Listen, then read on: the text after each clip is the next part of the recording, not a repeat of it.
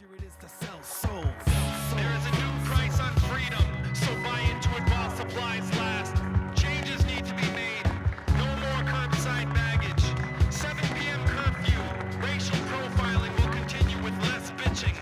We've unified over who to kill, so until I find more relevant scripture to quote, remember, our God is bigger, stronger, smarter, and much wealthier. So wave those flags with pride, especially the white part. We're selling addictive 24-hour candlelight vigils in TVs. Freedom will be defended at the cost of civil liberties. The viewers are glued to television screens, stuck, cause lots of things seem too sick. I use opportunities to pluck heartstrings for theme music. I show you which culture to pump your... Welcome to the Grift. I'm the Reverend Al. I am Gonzo. It has been a week. We are recording it's the 21st. And boy, Yeah. what has gone down? Obviously, there's some breaking news. The appellate court in New York has thrown out Trump's $500 million civil fraud penalty. Their argument was that it's excessive, but they wrote a 300-page and some change opinion that is really unusual. And there's a line in there about how the voters made a verdict on his political career, and now this bench is vacating or stopping the attempt to destroy his business. And I want to point out it was a $355 million fraud case with interest penalties to it. So $500 million was accurate. Math. It was just math. It was just math. And the appellate court didn't find that he didn't commit fraud. In fact, they agreed that he committed wrongdoing. But this is excessive, right? I guess. You know, I hate when this happens because it happens far too often with rich people anyways. Mm-hmm. They commit a crime, a financial crime. They get hundreds of millions or billions of dollars out of that crime. And then when a penalty does happen, if it's a correct and accurate penalty, the appellate courts shred it. Right. Right? Not usually vacating the whole thing, but shred it. Or they're never given an accurate penalty to begin with. Like, the number of non-prosecution agreements with fucking financial institutions is staggering. And the volume of times that they break them, like, it's insane. They haven't made one that they haven't broken yet. It boggles the mind. Cool. We're doing great. We're doing great. We're doing great. Yeah. Let's see, what else do we got in the news today? Well, I was telling you on the ride over, Jeanine Pirro has basically made Washington D.C. open carry. Yeah. For all intents and purposes. Only long rifles and shotguns. Only scary weapons for right-wingers to walk up and down the streets dressed in fucking tactical gear and shit like they fucking love to do because they're bitches. Yeah, cosplaying homosexual bitches. LARPing bitches. Like, oh my God. You know that's entirely designed so that the fucking Proud Boys and the 3%ers and the dumbest among us. The dumbest among us, yeah. So that they show up in their tactical gear. They bought off Amazon. Yeah. It's fucking threads coming apart because it's cheap costume shit, not actual real tactical gear. Right. Which, speaking of DC, we talked about this the other day, but, like, the agents that they've pulled to do standard policing on the streets of Washington, D.C. Got to stop those turnstile jumpers, man. Yeah. The jobs that they pulled them from were actually important. Yeah. Yeah. Now, some of them were pulled from border protection, which I say, fuck it, do that, go ahead. But this administration is obsessed with border protection. They were pulled from human trafficking. Trafficking enforcement. Child trafficking. Weapons trafficking enforcement. A lot of trafficking enforcement. Yeah. There's an issue. Some of them were working financial crimes, cybersecurity. Like, they've pulled people from critical roles that we actually care about. Yeah. Like, you know, even with my highly civil libertarian anarchist leaning viewpoints, things that I believe that if we have nation states are important. Along a similar line, I heard that Pete Hegseth's security detail has grown so large, and he is pulling so many military police officers from other parts of the DoD to be his basically personal security force. They don't have enough people to investigate like real crimes in the military, like sexual assault and murder. My God, of course that would make sense, because why would they care about any of that? They don't care about any of that. What are we talking about here? Particularly like sexual assaults. I mean, Hegseth wants to bring the military back to the good old days when guys like him could get drunk and assault their fucking subordinates. I mean, that's why you become a CO, right? Yeah, that's the Hegseth way. That it used to be rampant in the military. They used to make movies about it all the time. You'd get like one movie about it a year for like 20 years there. Right. And that was when it was starting to get better and people were talking about it. Yeah. And the military went hard on trying to correct that problem. Yeah. And here we are. It's a good reminder that it's a lot easier to break something than fix it. Yeah. The amount of damage that's been done since in the last 8 months is incalculable, and it won't all be fixed or replaced in a better way before either one of us die. Yeah, probably not. I mean, we could. We could. We could. We won't. We could have an American populace that tries to engage, tries to show that it can read above an 8th grade level, because apparently That's a majority of us far can't. too much. And we don't engage with critical information, and we know that there are solutions to these problems. We know what the solutions are. Yeah, like we can argue about the details of them, but You can argue the pay-fors and the tax structure and the revenue generation and how you pay for this or that or the other thing, but we know how to fix all these problems. right, we need some critical structural reforms to the Constitution that lock in the separation of powers and strip the executive of much of its power. Like not all of it, but just constrain it. Yeah. We need to constrain it. We need to create a system that has legitimate checks against power, against all 3 branches of government. That reminds me, our fearless Attorney General today said a sentence that you don't hear coming from the Attorney General of the United States of America often, especially when she said, "States' rights don't matter." Direct quote. States' rights don't matter. My God, it's perfect. It's fucking perfect. Is this over the threat letters that they've been sending? Yeah. So they've been threatening states and cities for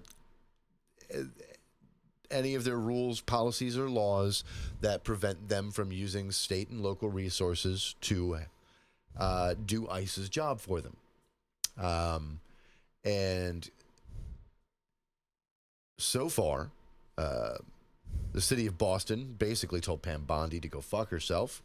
As one should. On the day of the deadline for a response, which was great. Shit. Sorry, I forgot. Go fuck yourself. Yep. Gavin Newsom, his office, I loved their response. Again, I hate that they're doing everything they can to make Gavin Newsom look cool, but he's looking cool these days. Part of the problem is that no other Democrats are doing what he's doing when they easily could and should be. Right. Like somebody who doesn't have terrible policy, who isn't like a sociopath, doing what he's doing, I am interested. Pritzker's doing a pretty good job. Pritzker's doing a pretty good job.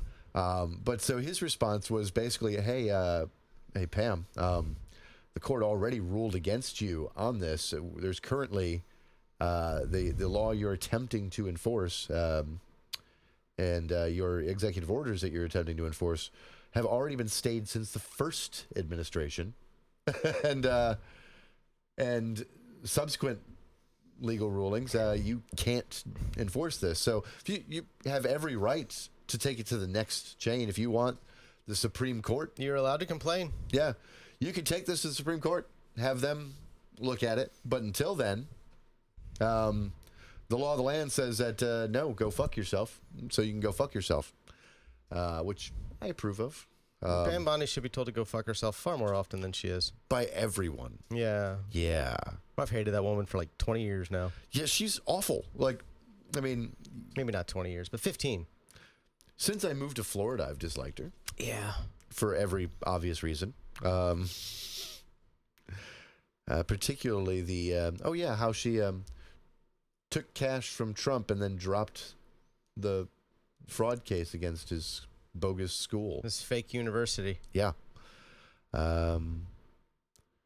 Let's see. What have we got else in the news going on? Ukraine leader says huge Russian attack shows Putin isn't really going to engage in peace effort. Yeah, the Russians, as they're in the middle of peace talks, bombing the shit out of Ukraine, massive attacks. Putin got what he wanted. He got that photo op on U.S. soil.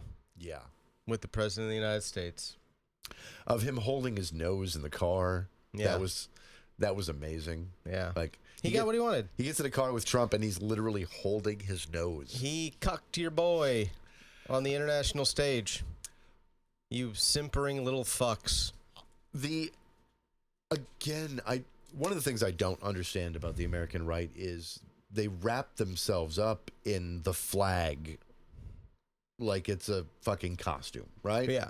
And they wear patriotism as an aesthetic, quote unquote. Mm-hmm. They had nothing to say about U.S. troops on their knees rolling out a red carpet for Vladimir Putin while Putin's security details stood around them staring them down like they were little bitches. Like it is an interesting thing to me because you look at that photo and even if you're not the most patriotic person in the world, you can look at it and go, that looks a little like supplicating. Here's the thing that it's important to remember. No America bad brain rock tanky dipshit could hate America as much as the average MAGA dude. Right? Like they fucking hate this country. Yeah. Every single solitary institution, every single aspect of our society, everything they hate. Speaking of, the Americans who moved to Russia for dumb reasons. That's any American moving to Russia at this point. Yeah, pretty much. But we had the tanky whose dad was a deputy director of the CIA. My dad was a deputy director of the CIA. But he was a conspiratorial America bad tanky who thought that he was going to do some quick service for the Russian military when he got there to get citizenship. But not be on the front lines. And then he was going to get to do environmental programs in Russia, right? That was his dream. Yeah. His medal has been sent to his family because he's dead. It's, it's funny, and it's... happened to a trad cat guy, too. It's interesting, because I was just going to... Because there's a similarity between the trad cat guy and this tanky dipshit. Mm-hmm. And it comes back to American exceptionalism. Because they both genuinely believed that because they were Americans in Russia, they were too valuable to be sacrificed on the front line. Yes. Because they believed that because they were Americans, and they inherently think that makes them more valuable than anyone else. Yeah, just because they're Americans. And, don't get me wrong. I've traveled outside the U.S. We do get a bit of a privilege, right? Absolutely. The world treats us with a lot of privilege. Even when we're dumb fucks. Yeah. And which we often are. We often are. And when you're an American, you're doing any business with any other government in the world, they give you a little bit more latitude and leeway.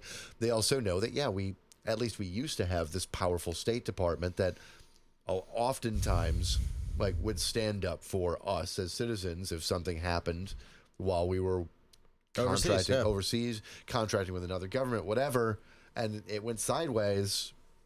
Yeah. But if you move over to someplace and join their military to gain citizenship and they're just throwing people in the meat grinder, and you have no special skills that make you exceptionally valuable, you're just getting thrown to the meat grinder too. Like, at best, if you have if you're photogenic and have an interesting presence, they might just use you for propaganda. Right. If you're lucky. If you're lucky. And you know what? They can use you for propaganda after you're dead anyway. Right. But you've got to be photogenic and have like some interesting character or a good speaking voice or a presence Which for them to use you while you're alive. That is generally not the case with either tradcaths or tankies. Nope. Not at all. So they are obnoxious in many of the same ways. Like yeah. They are religiously fanatical in the same ways about different things. And because tankyism is a religion at this point. Yeah, and many a tanky has some weird social conservative views too. Like, we know if they like to lie about it, but you know they will then express them, and you're like, okay, yeah, you. I mean, we basically know tradcath tankies. Yeah, and like more than one. Right. The overlap is, as a psychological phenomenon, their personalities are exactly the same. They just found different forms of authoritarianism to fall in love with. I mean, let's be honest here about the authoritarian left. If they could just snap their fingers and make every marginalized group disappear so they could focus entirely on class struggle, they would. Right. Oh, you're black, you're brown, you're gay, you're trans. You're a problem. Yeah, at least the white members of the authoritarian left. Like, there's the cis white dude. Yeah, like there's a lot of people of color who are off the left, and I understand it. The guys who in college like might have told a girl they were bi because they hoped she thought it was hot. Yeah, right. Like those guys. I'll make out with a dude if she puts out. Yeah, but now he's talking about you degenerates. I know you degenerates and your degenerate sexual proclivities. When under communism, that won't be the thing. Oh, okay. But you're pro-gay rights, though, right? Okay, yeah, sure. Only when you're criticizing America. Yeah, I see what you're doing there. God, it's... you have to understand, they're oppressing minorities for the wrong reasons, not the right reasons. Right? You know? It's why you're doing the oppression is really what matters, not the oppression itself. Yeah, I forgot. That makes sense. You know, you gotta make sure that the people you're crushing like insects under your boot heels know that you mean it in the best possible way. God. Speaking of boot heels, like the White House press briefings that we're getting about DC, about everything, but DC is mind-boggling to me. It's the fact that reporters are not pushing back nearly enough is aggravating. Right. Because I'm watching, and Carolyn fucking Levitt, is that her name? Yes. Right? Like, she's out here, like, just reading off the arrest reports from last night, and it's a couple of small crimes, like usual, right? Maybe one serious crime, like usual. It's D.C., right? It's a large city. And then, like, 8 instances of people arrested for assaulting an officer, and I'm like, So, verbal? Right, a lot of them are verbal. This is felony verbal assault. Like, 2, people get charged with assault or resisting or obstruction for the most minimal things. You go stiff while they're trying to, like, cuff you or detain you, even if you don't mean to go stiff, like you just naturally jerk or something, they can hit you with a charge for it. That reminds me of a film detail you might not be aware of. Remember American History X? Oh, yeah. You remember when he curb stomps the guy? Correct, yeah. Really briefly, when you're seeing his charge sheet, you see that he was charged with, like, aggravated manslaughter. Okay. That kid who he meets in the laundry room, who dropped a TV on the cop's foot. Yes. Attempted homicide of a police officer. Right. And that's what starts to break his character. Yeah. To realize how fucked things are. Yeah. Because he intentionally curb stomped a dude to death. And got aggravated manslaughter, which was like a 2.5-year sentence. Yeah, he only did a couple of years. Yeah. Whereas his cellmate, his friend, who was a black in prison, is what facing was like facing like 20 years. It was like 15 to 20, 15 I think. to 20. Yeah. For dropping a TV on a cop's foot And breaking it. during the LA riots, wasn't it? Like, is that I don't remember the specifics of it, but I know he was like looting a TV. Yeah, contextually, it seemed like it would have lined the up. The timeline makes sense. Yeah, so like he was taking a TV during the LA riots, dropped it on a cop that stopped him, and gets hit with attempted homicide against a police officer. Fucking a generation of prison time. That's insane. But also how our American system works. That is how our American system works. It is a mess. Let's see. Oh, look, we get another joint statement on trade deal with the EU that, of course, while we're crowing about how great and fair and reciprocal and balanced it is going to end with higher prices. It's more tariffs. More tariffs. Going from an average of less than 2% to... I'm still amazed that there are people out there who think this is a good idea. Like dipshit members of the American public who they have had this explained to them enough times, like they are fucking toddlers, that it is impossible for them not to understand it. But they choose not to understand it intentionally. They will lock in. I see them saying dumb things like they want to raise your taxes rather than pay for things with tariffs. Tariffs are a tax. Tariffs are a tax that are very, very regressive. Tariffs don't care how much or how little money you make. No. Tariffs don't care what the socioeconomic standing of the person buying the good is. They don't have a deduction. They don't have a business use deduction. There are exceptions when you're the importer, right? Like, there are a bunch of ways around them when you are the company importing or exporting, sure, right? But for the consumer, once the tariff is assessed, big. And friendly reminder that I believe it is on the 29th, which is not but a week away, in 10 days. The $800 exemption goes away for like direct shipping from China. Yeah. So, and they've already been assessing that. Yeah. Like they've already been they started assessing it a while ago. But like you're going to get a shipment and then you're going to get a bill for 3 times the cost of what you bought. Yeah, if you're a hobbyist who finds that, you can buy your raw product, your finished good, your collectibles, your your stuff to do 3D printing direct from China for at a lower cost, and you can it'd be like $3,000 to buy it here in the U.S. or like $400 to buy it directly from China from the manufacturer. Yeah. If you're one of those people, now you're going to get hit with a massive tariff.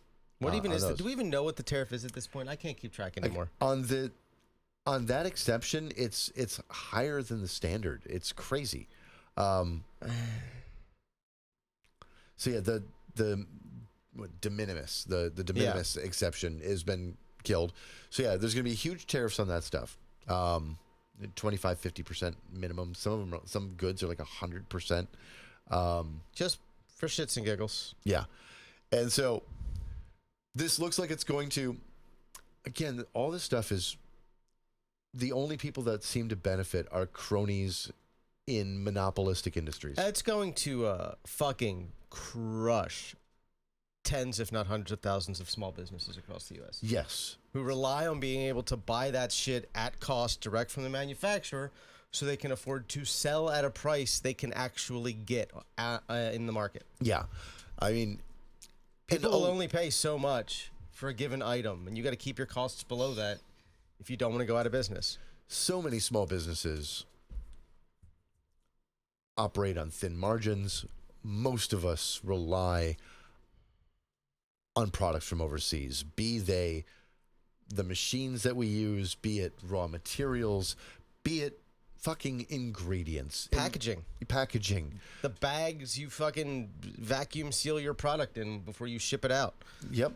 And there are a lot of small, independent, like relatively small, like large dollar amount, but small companies, independent distributors and shippers who, do importing and exporting, right? And those companies are going to get hammered with these tariffs too, because if you are a smaller one, you're a firm with, 5 employees, you're not one of the fucking monsters, right? Right. Like, how are you going to compete in this market?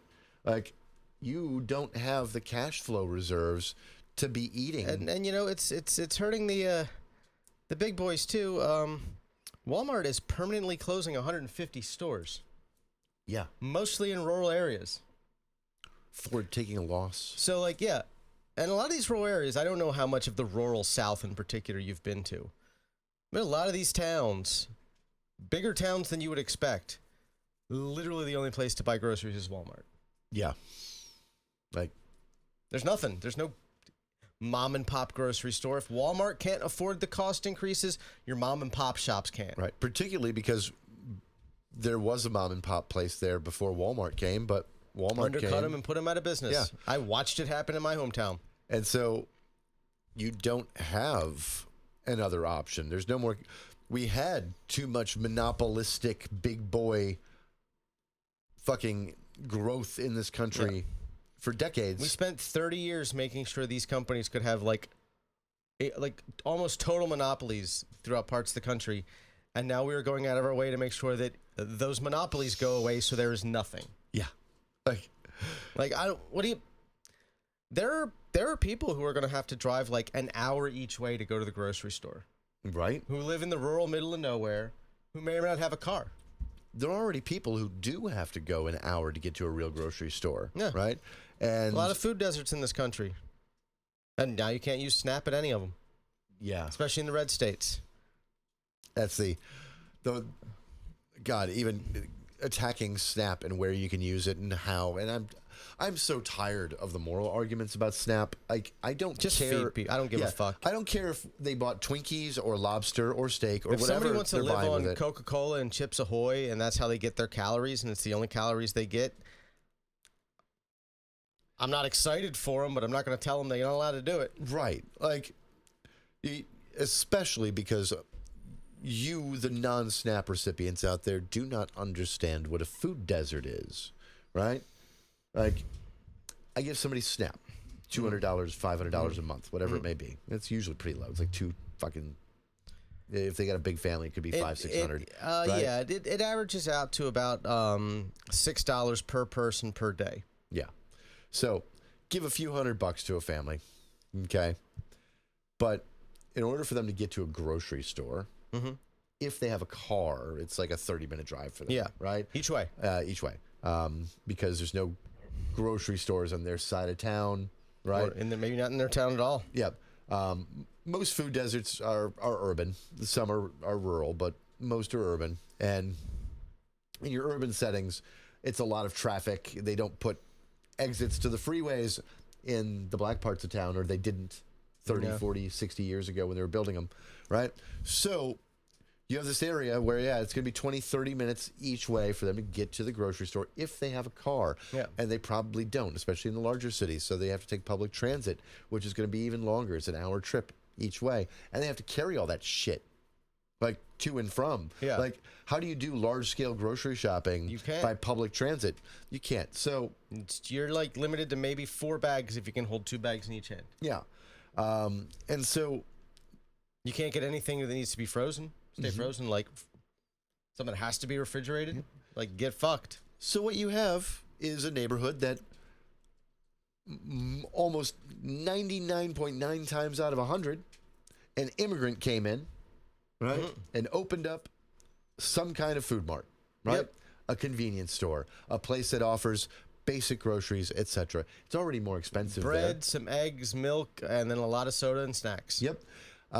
So they have a couple maybe canned meat. Yep. A couple of your quote unquote normal healthy food items. Expired ketchup. Right. And everything there is marked up because it has to be. Like, they don't have the volume that Walmart or Target Or Publix or Winn-Dixie or any H-E-B. actual grocery store. They have none of that infrastructure, so they have to import, buy food secondhand. Like that. Yeah. It's more expensive. They're buying through a supplier like Cisco or GFC or something where you're not getting it at wholesale. Yep. Heck, a lot of the time they're going and buying it from the cheapest store they can. And then upselling it, yeah. Upselling it, adding a 10 to 20% margin onto it. Like, you see that all the time in these convenience stores, right? So, I mean, look at the number. Right here on the south side, when Sweet Bay went out of business, there was a neighborhood over here on the other side of South Side from me. They don't have a supermarket anymore. They became a food desert overnight. yeah. Like, they have, like, shitty little mini-marts. And That's it. Those mini marts are all that people have. And yeah, it's a lot of junk food and snack food and processed foods and prepackaged foods. And you wanting to take SNAP benefits away from those items are telling those people, hey, yeah, no, go hours out of your way, spend extra money to go grocery shopping.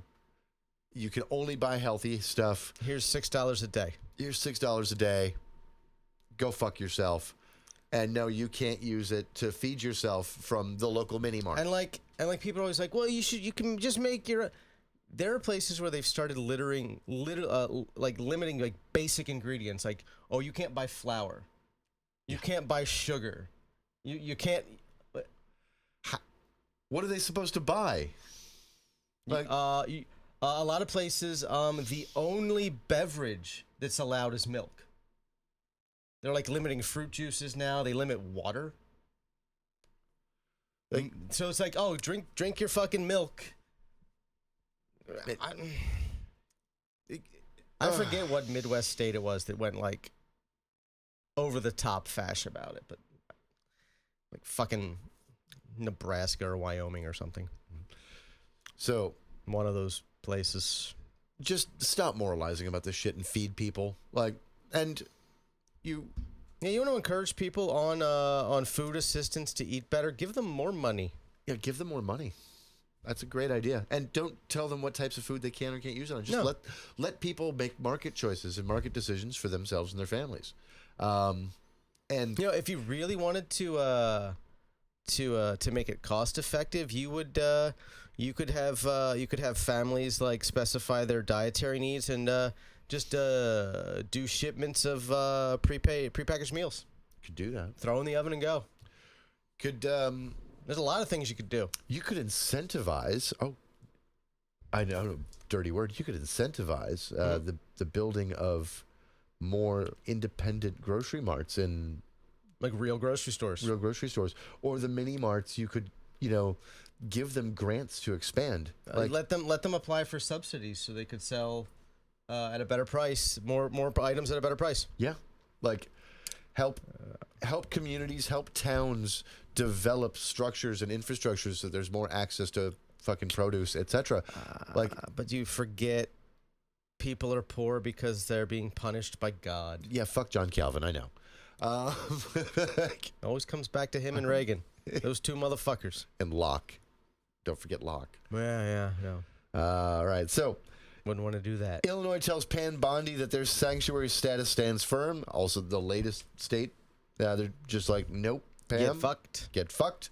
And good. Like, even if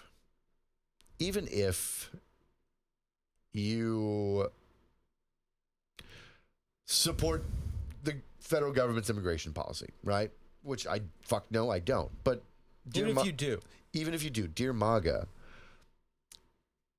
as both a states' rights thing, a constitutional matter, and a taxpayer standing problem, you can't demand that the states put their resources towards federal law enforcement. That it's not how it works. No. It's never been how it worked. There's a separation of power between the state and federal governments. You guys have been the conservative movement has talked about nothing but that between like 1965 and 2010. 2016, right? Nothing but that until then. And now all of a sudden you guys are changing on a dime. It's stupid. Yeah. I don't know. Sorry, a little technical glitch there for a moment. Sorry. All right. So what else do we got in the news today? That's a good question. Anything crazy come across your feed? I know you always have something to talk about. James Dobson died. James Dobson. Founder of Focus on the Family. Fuck yeah! Wow. Yeah, that was a long time coming. He needed to. I remember being a kid and reading like these page-long ad screeds he would buy in the fucking paper. Right. Where they would just like, it would just be like this open letter to America about how decadent and wicked we were and how our fucking, our media was destroying Christian values. I specifically remember one time he was complaining about Bloom County, like specifically. Okay. He was complaining about comic strips in general and how they were like a sign of Western decadence or some bullshit. But he singled out Bloom County. Nice. Which I always appreciated because I was a Bloom County fan when I was a kid. Bloom I County's still am. great. I'm glad it's back. Have you been keeping up with it? I started catching up once you told me about the Instagram, and I started going and reading. Poor Opus. Poor Opus. He's in Mongolia right now, I believe, at an ICE detention center in Mongolia. It's It's great. It's great. I mean, it's bad, but it's great. They're doing a good job. So he's zeroed in on Bloom County. But I just remember it's like every week it was like him screaming about how evil something I loved was. Movies, music, comic strips, video games. Well, rest in piss, And sir. they were these were massive, full page, like top to bottom ads in like mostly the Wilmington News Journal.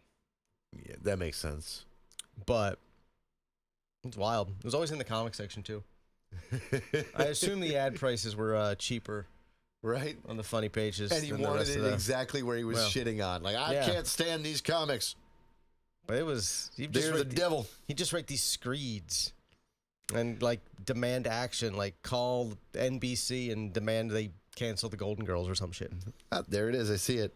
His death. Yeah. Fuck that guy. I'm glad he's dead. All right. Oh, California Senate embarks on Democratic redistricting plan, the counterpunch to Texas. I mean, look, here's the thing. I hate gerrymandering. I do. You gotta fight fire with fire, though. Yeah, I do not believe in unilateral, one-sided disarmament. The GOP has absolutely no interest in scaling back their gerrymandering at all. No. They're going full hog on doing more of it, which is impressive. Mid-census, because they've done about as much. Like in most places, they've done nearly as much as they can. Yeah, like they had to work to squeeze out 5 Democrats from Texas yesterday. Yeah, and the way that they did it, of course, is absolutely in violation of Texas law, and involved kidnapping. Yeah, they kidnapped and held basically at gunpoint. Yeah, they're the Democratic legislators. It was an interesting. I am upset that they went back. They shouldn't have. I know that they thought they had it. Like, basically, California was like, "Hey, you guys go back." The problem and we'll was there was deal. no way to prevent them from doing it unless they just stayed out for the rest of the year. Yeah, and that would have probably, knowing Texas, they would have allowed Abbott to replace them all. Yeah, they'd have given it, even though he doesn't have the right to do it as governor. They'd have given it to him. That's the problem is. The problem is that they are so in lockstep, and once they obtain power, they will not use the systems of checks and balances within their own states or within the federal government against themselves at all. No, because they're evil. They have no respect for it, the system or the rule of law.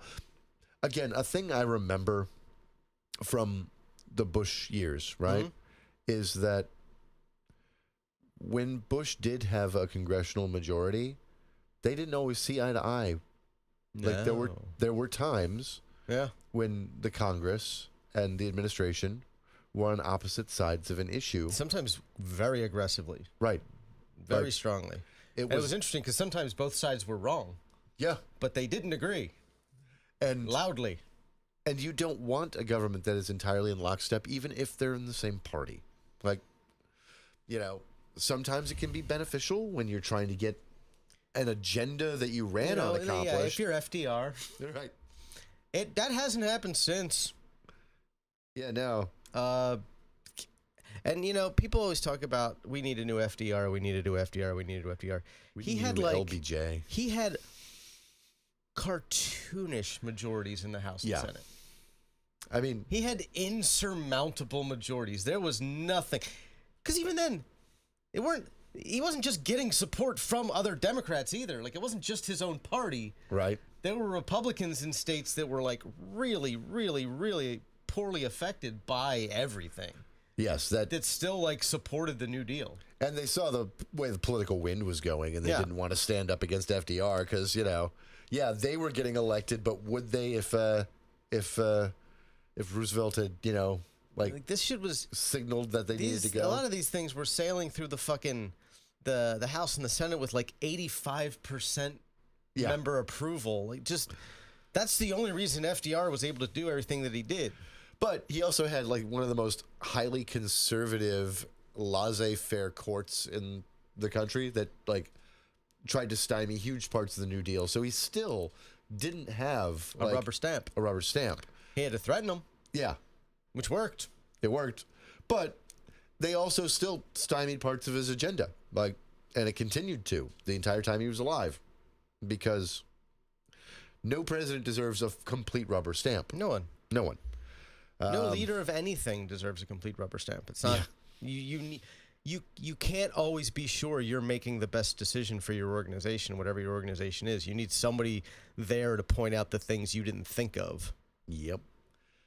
And that's, why we have a system like we do. If it was working as intended, we wouldn't be in this mess. Well, it needed to be set up with some actual, like, repercussions for bad behavior, not just basing everything on, like, good faith handshake deals. Yeah, when you realize that, like, they fucked up. Obviously, I know why, because, they couldn't agree on everything or most anything when they founded the Constitution, right? Mm-hmm. But, man, did they make it difficult to change. Now, people will argue that, well, I mean, it's got so many amendments, right? But the first 10 happened immediately. So 17 over the last 249 years? Yeah, but then you subtract all the ones that happened immediately as part of the Civil War. Yeah. Right? And one of them is just undoing another one. Right. So we had one and another one to undo it. So boom, right? So you got... As important as the 13th, 14th, and 15th Amendments were, they all happened, like, simultaneously. Yep. So... In the wake of what will probably stay, like, the single greatest threat to the Republic. Yeah. At least that anybody can recall. Yeah. Like, we could possibly face something worse. But... I don't think we're there yet. we're not there yet. We're not there yet. We can avoid it. It's avoidable. It's avoidable. For now. As long as people stop pretending these motherfuckers have power, they don't. Right. Things immediately get better. Speaking of power, they don't. Yeah. Nicole Collier, Mm-hmm. when she left that conference call with Newsom and Cory Booker, Yeah. because she was told she was committing a felony. Yes. Did they specify what the alleged felony was, or just a felony? Because when I first heard this story, there weren't any details. She was in the bathroom Mm-hmm. on this conference call because they basically told her, like, they told them all they were only allowed to be in certain parts of the building too. They held these people kidnapped. Like, Here's the best part. At one point, there was a like an active shooter threat, and they evacuated the entire building, except for the Democrats who were locked in the chamber. Like 5 Democrat representatives were like locked in there together. They evacuated the building except for the 5 of them. They weren't allowed to even. They wouldn't even let them leave under what they believed was like an active, like an actual genuine threat of violence. against the institution?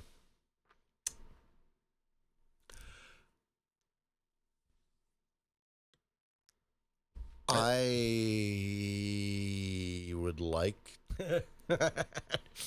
Yes. to say I'm surprised, Yeah. but I'm not really surprised. No. The feeling that I do have, Mhm. all of the words I want to say Mhm. are definitely terms of service violations on most platforms that we might Yeah, get shared on. They might even be crimes. But I'm going to say this. I'm going to couch this in You're gonna whitest kids you know it. whitest kids I know.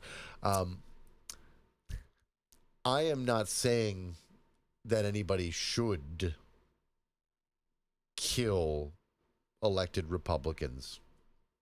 I am saying that it wouldn't be morally or ethically a bad idea if it were to happen, and that our country would probably be better off if we just en masse stood up and told law enforcement and the National Guard and our elected officials in red states and every other MAGA chud with power in the country, if we all collectively got up, went out to the streets, and said no. And if they tried to tell us otherwise, we used any and all force necessary to remind them that it's a no, and no means no, whether or not they survive the process. That's fair. It would be beneficial for our society, but we shouldn't do it. I can't tell you can do it. That would be illegal. Don't do it. Don't do it. But But if you're going to do it, it would be for the best for our society, for us all to get together and agree that that's probably what we need to do. moral and legal ain't always the same thing. Right. And Often not the same thing. yeah. And I would love if somebody, not me, I would never do this, but if somebody took out the fat, stinky fucking shit baby with the orange skin, Orange shit, baby. the orange shit baby, if somebody aced his ass, it would be amazing. And we're all waiting for that day we wake up to that headline, right? Yeah, the news. That would be... It's like the old Soviet Union joke about the fucking... Oh, yeah. I'm waiting for an obituary. Waiting for the obituary. It's like, you only look at the front page. I don't think the obituary is going to be there. The one I'm looking for will be. Yep. That's... Yep. I cannot wait for that fucking man to die. Or Well, I mean, Greg Abbott. he's terrified of not going to heaven all of a sudden, apparently. So I get the feeling his last checkup didn't go as well as he may have hoped. Yeah, or as well as they're telling us it did, of course, because they lie about his health constantly. Like, But he's worried about not getting into heaven. That's, do you have any idea what it takes to get that sort of malignant narcissist to, like, actually acknowledge their mortality? that's Is he gonna make it out of the month? It's funny. I kept hearing all these soothsayers and psychics and witches give a date. I keep seeing them give a date. They've been giving a date for like 5 months now. It's August 27th. So we'll see. So maybe by next week. I'm praying. I feel like if it happens, we have to go live. Yeah. Like, we have to, like, I don't know the logistics of it. I think you can do, like, multiple lives, like, combined lives from, like, phones, from, like, through the app, I think. Okay. It's funny, because you can upload directly through the YouTube app. You don't need to use the YouTube Creator app. Right. And you actually have more options when you upload that way. Interesting. You can add, like if you're uploading shorts, you can add songs copyright free, like the entire catalog of YouTube music, like copyright free. Okay. But you have to do it through the app. You know, we could do a TikTok live. We could do a TikTok live. We could do a TikTok live. The most glorious and joyous day of Orange Rope and Fuhrer's death. If it happens, I don't know that the servers can take it. Oh, yeah. Because you have to think, it wouldn't just be the U.S. Oh, no, the world's going to go fucking nuts. It would be like 2 billion people online at the same time talking about the same thing. I can't.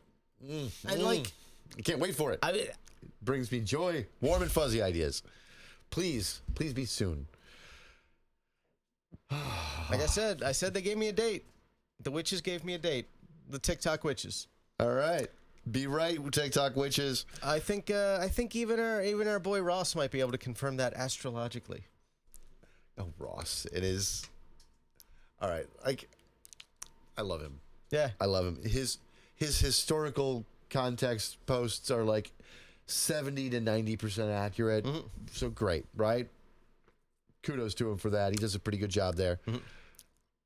I watched a couple of the astronomy posts, Mm-hmm. or the astrology posts. don't mistake it for a science. Yeah, I watched a couple of the astrology posts, and I was like, I applaud what you're doing to get the white woke women on your page, but also, bro, you know better.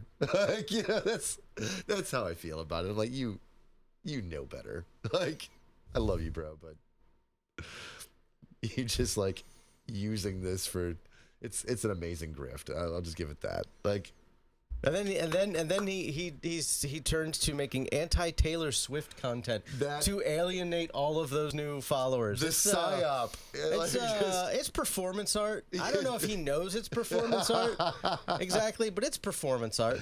Yeah, him shitting on Taylor Swift for being a billionaire, and then Now- engaging with the white women who come for him. Now, I will have you know, she amazing. is only a billionaire because of stock options And property. she owns and assets, not because she has $1 billion cash. Gosh.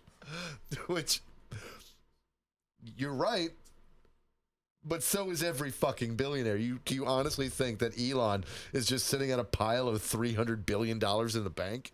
Like, no, he doesn't Scrooge McDuck through his $100 bills. Like, it doesn't work that way. He doesn't have a massive vault where he swims through his money. I actually saw somebody once do an estimate of how much wealth was in Scrooge McDuck's vault based on like the amount of gold shown and the price per ounce of gold at the time, and it was like $1.25 quadrillion. Yeah, it was. It was like more money than has ever existed in the history of humanity in gold that he swam through. Yeah, I mean, that was a very large vault that he had. It's like 150-foot tall. It's like 50 foot wide on each side. You could ski down the mounds of gold. It's not gold. It was absurd. And I never once saw him buy shit. No, he was so cheap. He was so cheap. I mean, his name was Scrooge McDuck for a reason. Yeah. Oh my God. He was a Calvinist also. He was a Calvinist. Yeah, when you watch that show, like there were times where like it's trying to give like it's actually weirdly giving like basic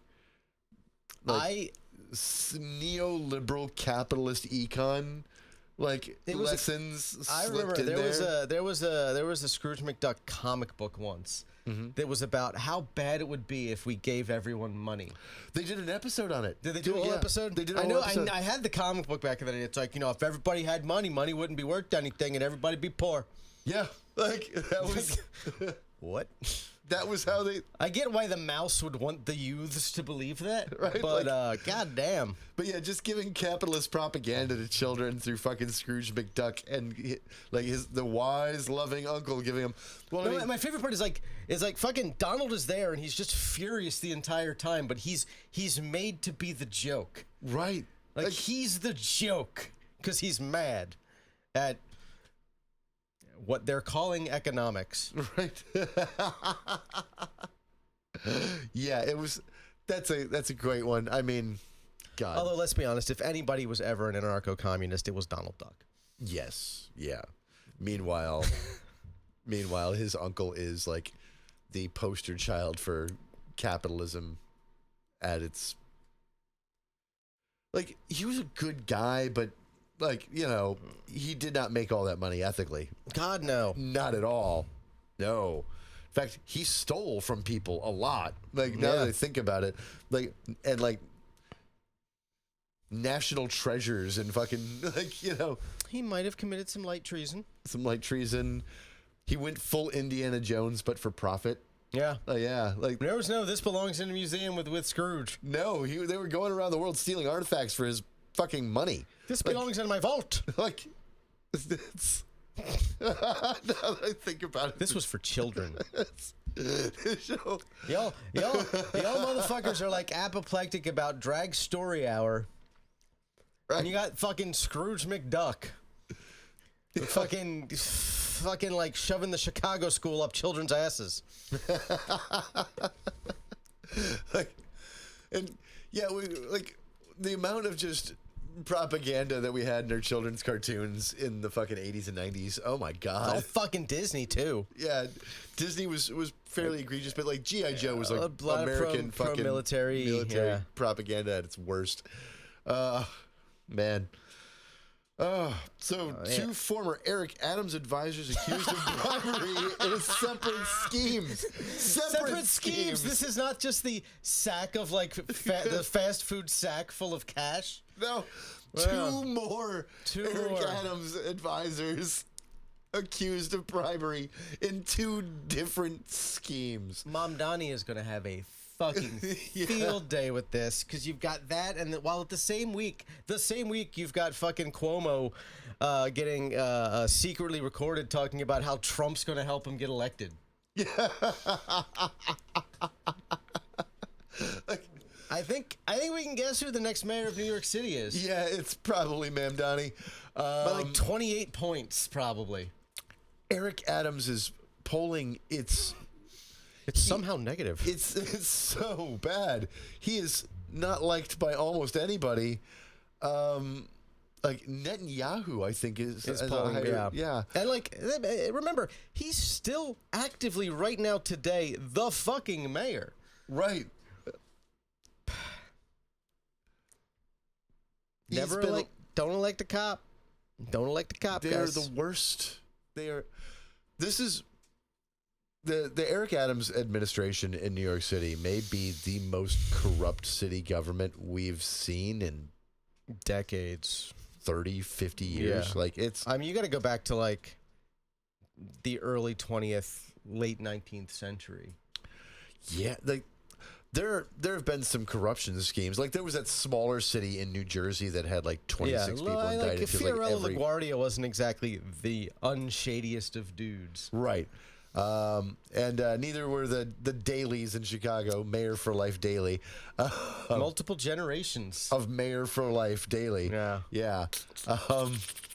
But the the schemes out of the Eric Adams administration, and they're so dumb, and everybody's in on it. Yeah. Like, all of his advisors, the top brass at the NYPD, which that is a bigger part of the story that doesn't get any traction. Yeah. Like, is how many members of the NYPD are caught up in this, especially like top guys. Which is like the least surprising thing ever, knowing the NYPD. Didn't they go through, 3 police commissioners? It was something ridiculous like that, yeah. This nonsense, yeah. But New York is currently basically at a point where it's like, what if Kingpin were mayor, but with head trauma?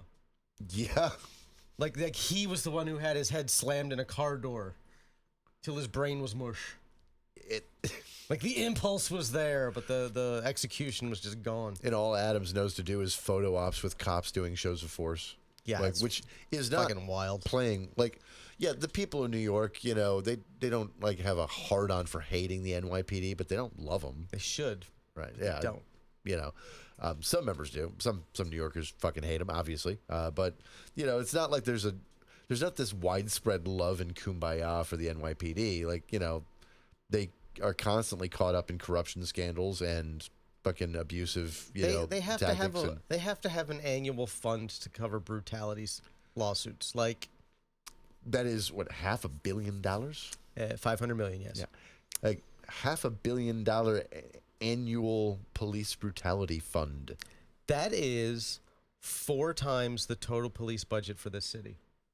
Yeah, and I think our police budget is too high. Yeah. That just covers their brutality. Their brutality claims. Their losses when they lose brutality claims. Wow. Yeah, and like, because if you beat the claim, you don't pay shit. and so New York's like 9 times the size of St. Pete, right? How many people are there?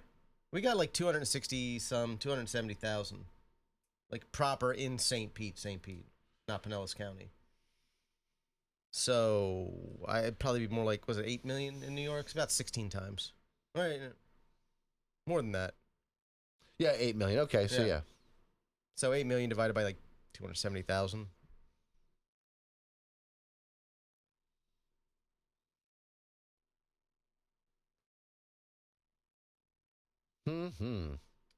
What is our population? Yeah. Yeah, so yeah, about 16 times. 16 times. So that much going towards just brutality. Jesus Their fucking annual Christ. police budget is what, like 2.4 billion dollars a year? Yeah, it's insane. Like, it's better funded than like all but I think 4 militaries on the face of the earth. One of which is us. The other is us funding the IDF. Right. Oh my God. And then China. China. Jesus Christ. All cops are bastards. That's really what it comes down to. Yeah. So, hippies and communists. Trump team dismisses blowback to D.C. takeover. The only people who oppose them are a bunch of old hippies and some communists. 90-year-old hippies who need to shut up and go to bed early. Yep. That's where we're at. They're just dismissing criticism. Like, it hasn't hindered them. I mean, in any major way. I still think we should keep doing it louder and louder and louder. Yes, same. There really isn't anything that can hinder them, save the court stepping in or the next election. Yeah. Like, that's, we have to acknowledge that. I don't even really want to think about how much damage they can do between now and the first week of January 2027. Right. But that's... Unless the thing happens on the 27th. We can stall them. We can derail things. Like... You can oppose shit at the local level really, really aggressively. Yep. And stymie them and prevent things at the state court level. And there are things you can do to stymie the federal government, right? Like, it just... Malicious compliance can go a long way. Malicious compliance can go a long way. Being loud and vocal and protesting and getting in the way, creating test cases, putting money towards legal funds to bogging challenge them down. They don't have the lawyers at the DOJ now to fight all the cases they should be facing. Yeah. So just fucking bury them in paperwork. Yeah. Like case after case after case after case. Like down to the smallest, like shit you normally wouldn't care about. Take them to court over it every single time. If you live in an area that has a local chapter of the ACLU, right? And you and your friends get together, reach out to them, and talk about ways that you can help fund them, help volunteer with them, help them find test cases. Do things in your community. Yeah. So, and on the state and local level, the administration has written an executive order that is forcing Florida to do something, right? Mm-hmm. There's lots of them. Yeah. Okay? Get the ACLU on that, right? Yeah, they will. They'll fight. Now, they need money. They need the resources, right? And so that's one of the things we can do, aside from being loud and protesting. If you can't give money directly yourself because you don't have any, run a fundraiser. Yeah. Like, do an event. But a charity event to raise money for them. Something. Yep. There's plenty of things to do.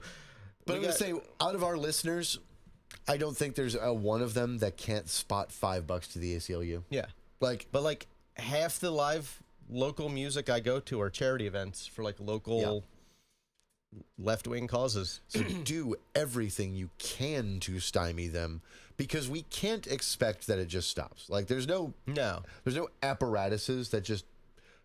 His first term, the government functioned still, right? The administration. And there were, and he had a lot of people in his own administration who were committed to the idea of having a functional government. Yeah. Even if they were conservatives and they had terrible ideologies and horrible beliefs, they were committed to the idea that the federal government should function like a government. Right. They viewed themselves as patriotic, traditional Americans. Yeah. So they cared about the rule of law. They had their ideology got in the way of that a lot, sure, but if you asked them to do something that clearly violated their job, they'd be like, no, I can't do that. I'm not allowed to do that. I'm not allowed. The law says I can't. But I say you can. The law trumps you. And until the immunity ruling that just happened last year, not during his first term, right? Just happened last year. Until then, that was still a risk, right? Like in his first term, even if his sycophants like had taken over every agency and they wanted to do everything that he wanted done, there was a potential legal risk to them back then, right? And now, still technically, there's a risk to the people who do what he asks, but he has the power of the pardon, right? So unless they're violating state law, which he can't do anything about. But here's the thing, he can order, like, there's the qualified immunity problem, right? And the supremacy clause issue. It's really hard if you use federal agents to go do something illegal in a state on your orders, on the federal government's orders. There's not much the state can do about that either, except sue. There's no criminal penalties. Yeah. Like, it's almost impossible. Now, I think that I'd love to create some test cases. Like, it's always good to create some test cases. I would love it since, there are parts of Trump's administration policies that have been struck down in court that, like New York and Washington State, maybe, I don't know, pass some laws that say that, any law enforcement officer that violates, X, Y, or Z laws within our state will be subject to prosecution. Yeah. Right? Fucking arrest ICE agents. Do it. See Especially what happens. when, like, force them. We don't actually know how many of them are, like, real agents and not just weird volunteer subcontractors. Because they don't have to identify themselves. They don't have to show a badge. They don't have to show a warrant. They just break people's windows and drag them away into the goddamn night. That happened. Oh my God, that's right. That happened before or after we filmed last week. Yeah. So there's a family in San Bernardino, Hispanic family. They were driving in a van. It was a work van. They do general contracting stuff. ICE rolled up on the family. Now, the driver, his son, and I think the passenger, all three of them, but definitely the driver and his son were U.S. citizens. Okay? Now, they were Hispanic, and they speak with an accent. But other than that, U.S. citizens. They get stopped by ICE in a parking lot who physically, outside of vehicles, rolled up and surrounded their car. Okay? And the driver asked what the stop is for. They refuse to explain what it's for. They demand identification. The driver asks again what their reasonable, articulable suspicion was, right? To provide identification, because I've got to say this, when the police ask you for identification in the United States, you are not required to provide it unless they can articulate why they are asking for it. And they can't give you a circular answer such as I'm asking and you're not giving it as obstruction. Right. Like, now, if they pulled you over for a reason, like they said, your taillight was out, I need to see your ID. Done. Yeah. Right? But they have to articulate a reason. And the fact that they're unwilling to even lie about a reason is very telling. Now, cops are really bad about that, and they do it all the fucking time. But these ICE agents are doing it nonstop. So they refused to articulate why they were stopping him, why they wanted identification. They pulled him. They demanded to pull him out of the car. He, again, said, why? Because they can't pull you out of the car unless they can articulate a reason. And even officer safety can be a valid one. Yeah. But they didn't give that. Like, they didn't say, hey, you've got a passenger in the back. I can't see in the vehicle. I want to talk to you. It's because these people have received no training, and they don't know that they need that.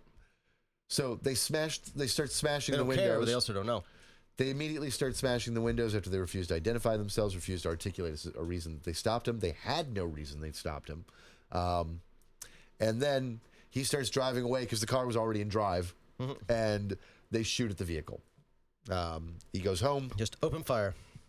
He and his kids call 911 as they're leaving. Like, because again, masked men wearing tactical gear Who didn't identify who themselves. refuse to identify themselves. Just having police across your chest doesn't do shit for me, son. You're required to identify yourself while performing law enforcement duties in the United States. That's just, it's common sense. Yeah. So, he goes home. They call the police. Police are like, well, we can't really do much about it, but we'll come take a statement. So they show up to his house. Feds show up. And it turns into a standoff. The feds lied to local law enforcement about not firing at them, even though it's on video, and there's bullet holes in the side of the fucking vehicle, right? Lied about not firing on them, and told them that they were wanted for attempted homicide against federal agents, right? Local cops refused to help the FBI or the feds. Local cops refused to help the feds, instead did crowd control as the neighborhood in the middle of the standout scared off ICE. And ICE left without arresting anybody because they realized they had no case. Yeah. And they tried to murder some people who only wanted to get away from the armed, masked men who stopped them with no identification. Yeah. Who broke out their windows and tried to... Yeah, drag them out of a vehicle. I'd gun it too. Yeah. If anyone claims to be law enforcement, they refuse to identify themselves, and they try to use force against you, you have every right to defend yourself, up to and including lethal force. And we know people have pretended to be law enforcement and ICE agents in the last 3 or 4 months. Yeah. To try to kidnap people. There's a reason that sexual assaults. Yeah, robberies. There's a reason that case law over the decades has shifted towards allowing, you're not required to immediately stop once lights pop up behind you. You're allowed to go to a safe place, and that's up to you, the driver, to view it. Now, obviously, you can't try to flee, right? But you can pull off to a busy, well-lit parking lot, right, in a place that you know has cameras, like a Walmart, if you want to. You have every right to do that when being pulled by the cops. Why? Because there was the blue light bandit in North Carolina who was raping women. There was... it has happened thousands of times, people impersonating police officers. The Spider-Man pet catcher guy. Yeah. Dipshit that we know who years ago used to impersonate police officers and pull people over for fun. It got him off. It was just he had an obsession. He liked the power trip. That's why, as a pedophile, he hunts pedophiles. Yeah. He knows how they think, where they hide, where they lurk. Yeah, he has a YouTube channel of him entrapping pedophiles, but the guy's had a weird history with underage girls himself, and I know of at least one 14-year-old who saw his dick when he was in his 20s. Yeah. So I don't know her personally, but I know the story. But yeah, this guy. But he used to run around doing that shit until he did it to a cop. Yeah. If I recall, it was the most popular female officer in the entirety of the all the beach police forces. Yeah, and smallish community, well-liked lady. He fucking hit her with his car to try to get away. Yeah, and this is a town where it's if you live there, literally everybody knows you. You know every cop. Yeah. There's 6 cops in the town. They know everybody. Everybody knows them. God, what a fucking They really moron. only police the tourists. Right.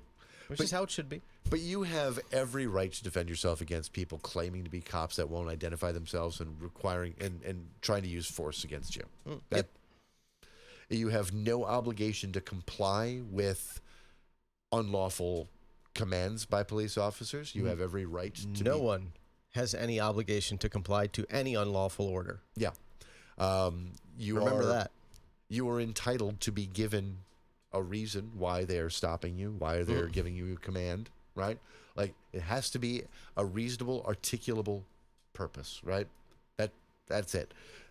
Articulable being a key word. They have to be able to articulate what it is. And articulating anything is very difficult for some cops. Yeah, they absolutely refuse. It's because they're trained to demand compliance as a cycle. And they're right? also trained not to say anything that could be used against them. So there's a lot of doublespeak. Yes. A lot of coded language, a lot of vagaries. Yeah, because they're trained, like, if they say something definitive that's wrong, That can be held against them. yeah, or it could be held against the case. It could throw the case out. Like, so they try their best to demand compliance in a tautological cycle, right, where it's self-reinforcing. Like, why are you stopping me? Because you're suspicious. Well, suspicion isn't a crime. License, registration. But suspicion isn't a crime. License, registration. Like, back and forth and back and forth. You're detained. Why am I being detained? Suspicion. Suspicion of what crime? You're being detained. Do not try to move. Like, they just reiterate their commands. It's unlawful, but the court, as long as they don't do too much with it, the courts lean on their side. Yep. Because they're allowed to break certain amounts of laws until they get what they want. Just because they'll probably get away with it doesn't mean you should let them do it. Right. To you, in the moment. Never let them search you. Even if you're pretty sure they're going to get away with harassing you, and hassling you, and giving you shit for no reason, do not comply. Yeah. Don't make it easy for them to give you that shit. Yeah, make them earn it. Now, once they tell you that you're detained and they try to put their hands on you, things like that, be careful. Don't go stiff. Be as cooperative as you can be. I know it's hard, right? But they will try to do anything they can to tack on charges.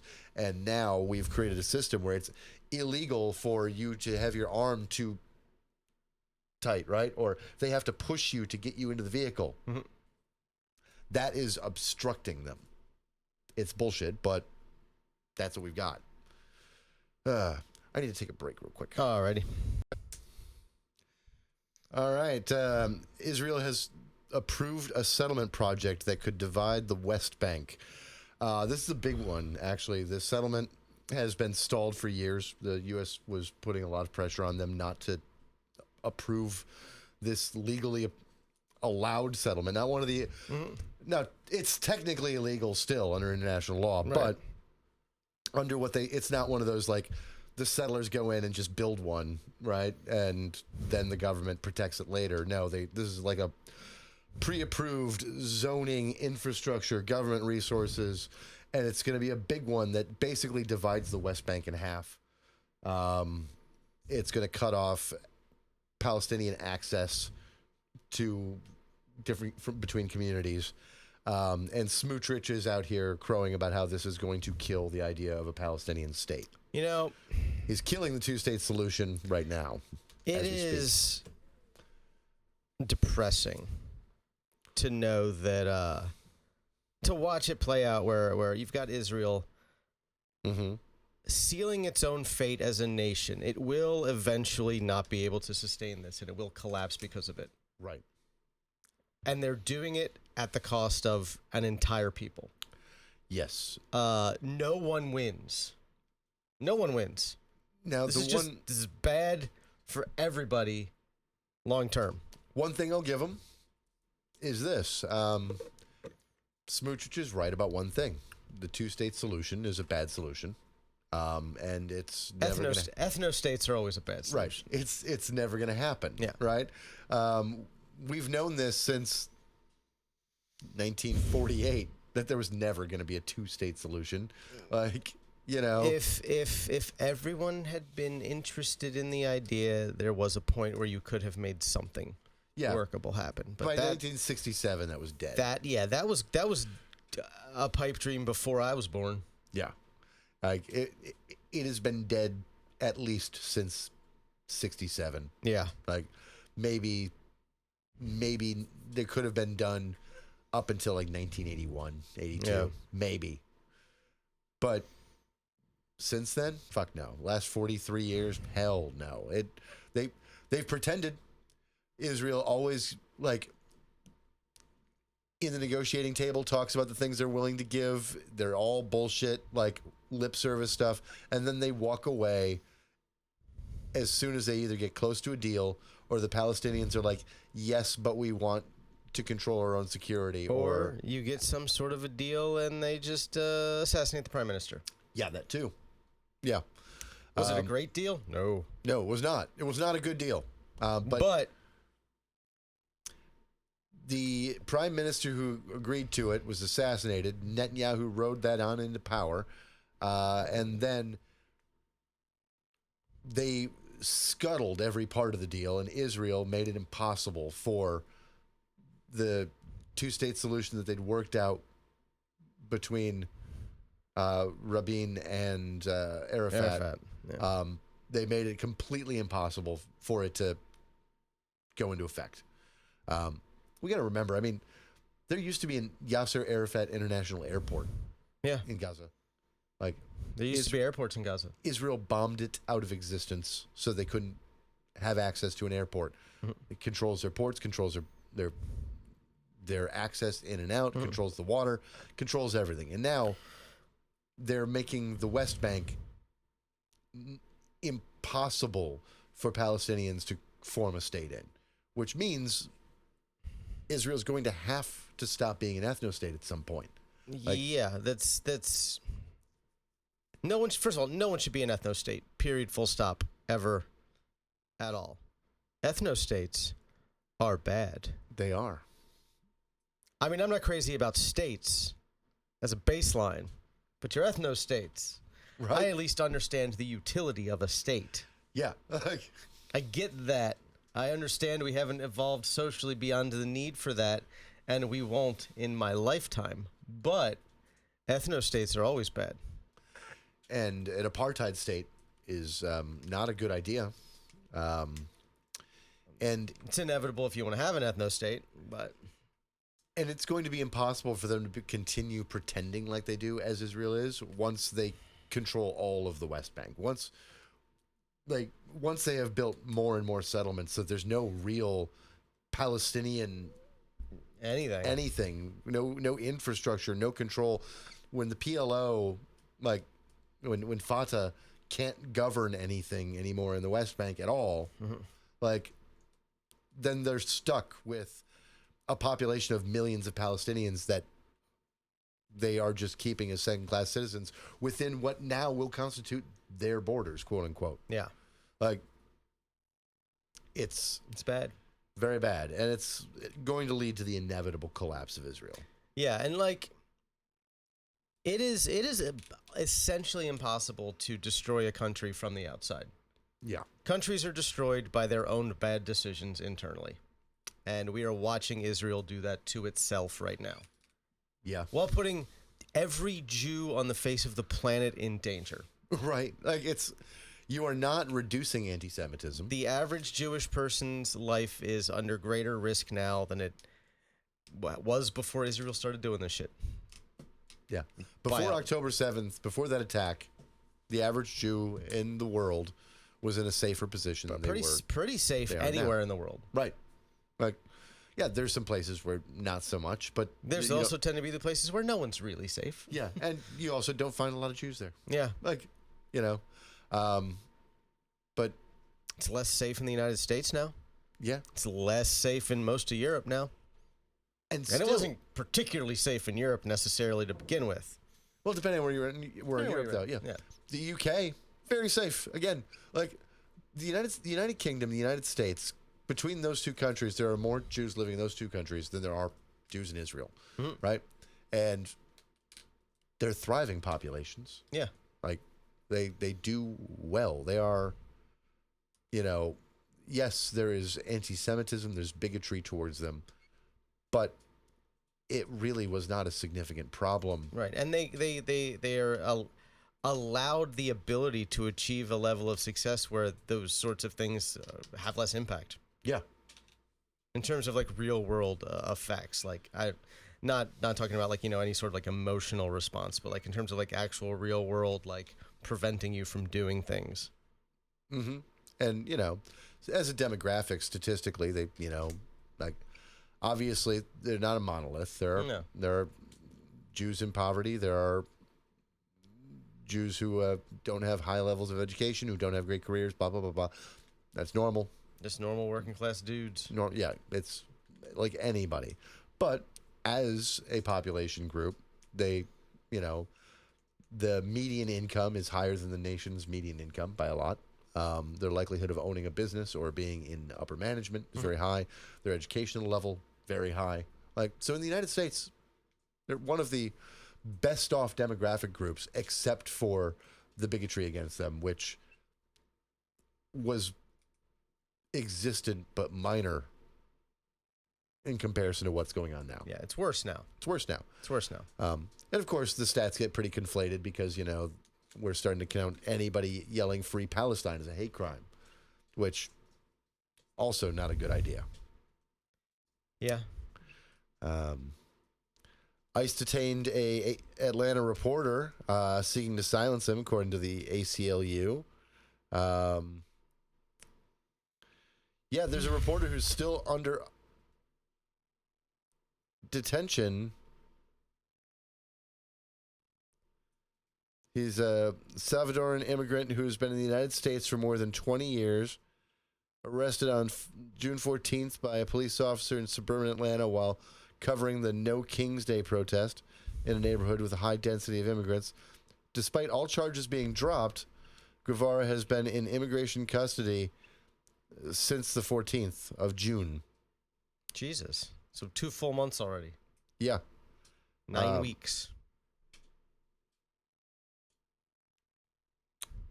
Yeah, they're just keeping him locked up. They don't even have... He didn't violate his immigration status, so immigration courts aren't letting him get tossed because he's got a green card. What are we doing? I mean, we know what we're doing, right? Like, the guy was covering shitty things ICE and the government were doing, and now we're... That's why it's like, it's desperately important for people who are at substantially less risk for that shit to get out in the streets and do it. Yeah. I don't want this guy to get deported. And ICE, as an immigrant, ICE can make a lot of reasons up why they can hold him. If they arrest me and hold me for 24 or 48 hours... Eat shit, Fed boy. Yeah. They're going to have to let me go. They didn't even have the jurisdiction to arrest me in the first place because ICE does not have jurisdiction over U.S. citizens. Yeah. At all. That's why the due process thing is important, guys. They don't know you're a U.S. citizen otherwise. Right. But if you are a U.S. citizen, you oppose this shit, get out there and help. Get out there and protest. Get out there and film. Do fucking citizen journalism. You are protected in a way that people that are being impacted by this are not. Yeah. And be as much of a shield as you possibly can. Do this. Be loud, annoying. Do citizen journalism. Yeah, just be aggressive about it. And don't back down. This one it's your pisses responsibility me as a white.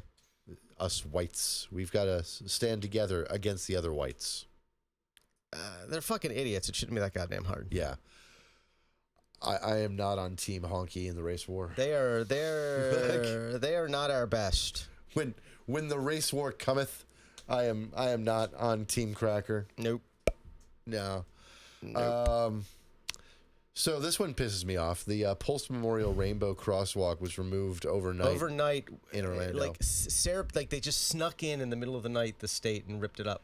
Yeah. The state passed a really stupid law banning local municipalities from having anything in the streets. Any kind of street art in the streetway.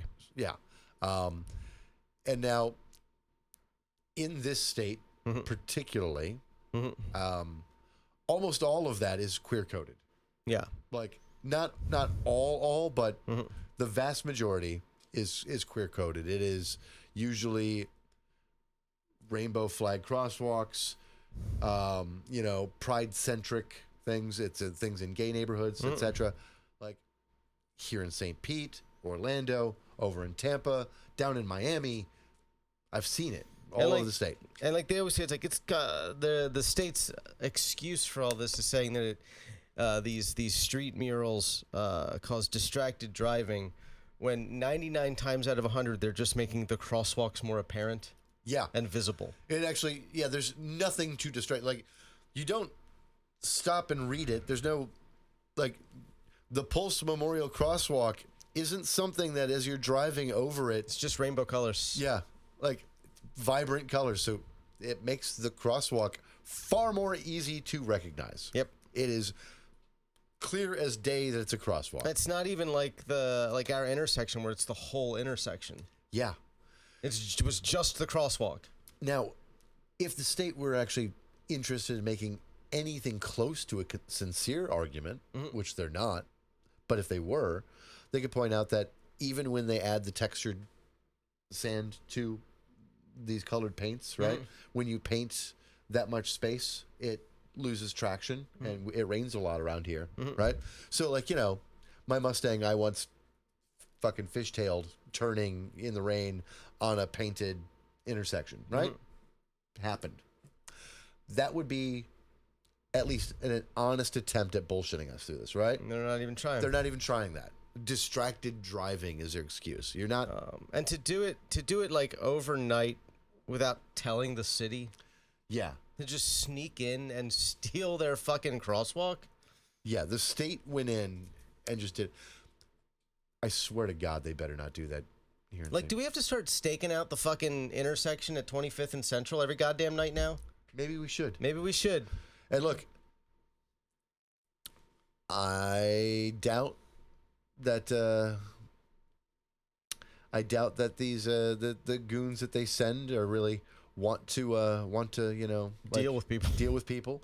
So go out, make a scene if you see them, Record it, or heck, I mean, if they're mass vandalizing a gay pride signage, right? That looks like a hate crime to me. Shoot them. Yeah. The middle of committing a hate crime. I don't know if they're the city, the state. I don't know who they are. If they're doing it in the middle of the night, sneaking in and doing it. You know full well they showed up in like unmarked vehicles. Yeah. So, committing a hate crime, middle of it, fucking shoot them.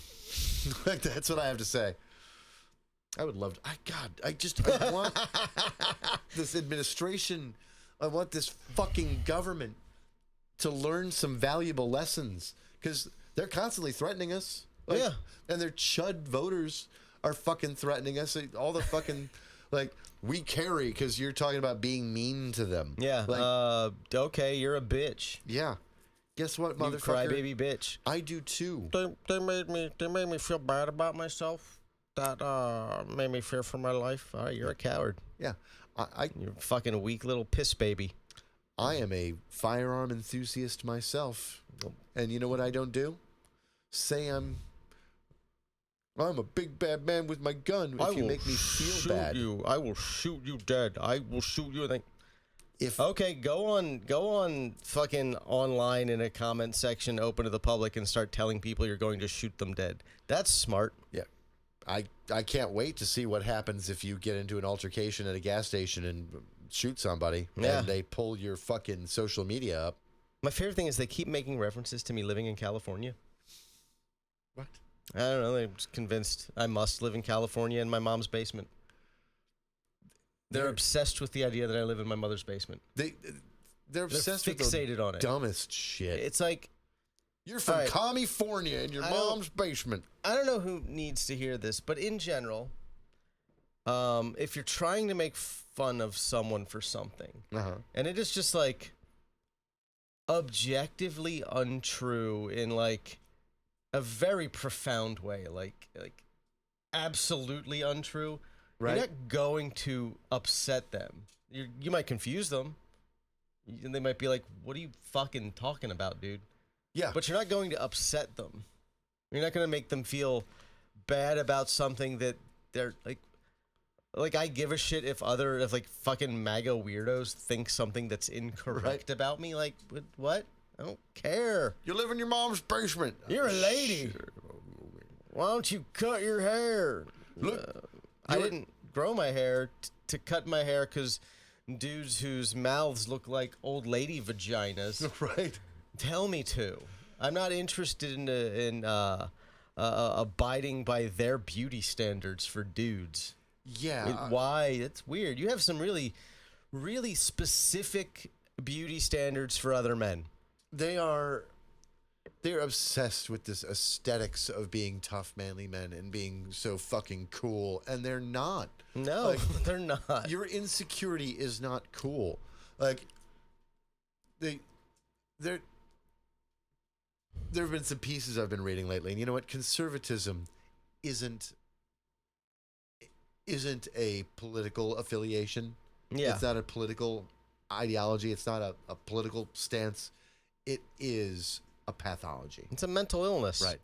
It is a religious belief. It's a pathology.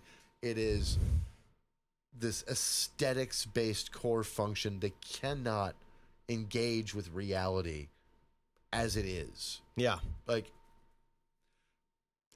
they're so awful. Like, I hate them because They're detestable. So Right. it's easy. and I want to have I want good opponents I can argue with. You idiots make me dumber, right?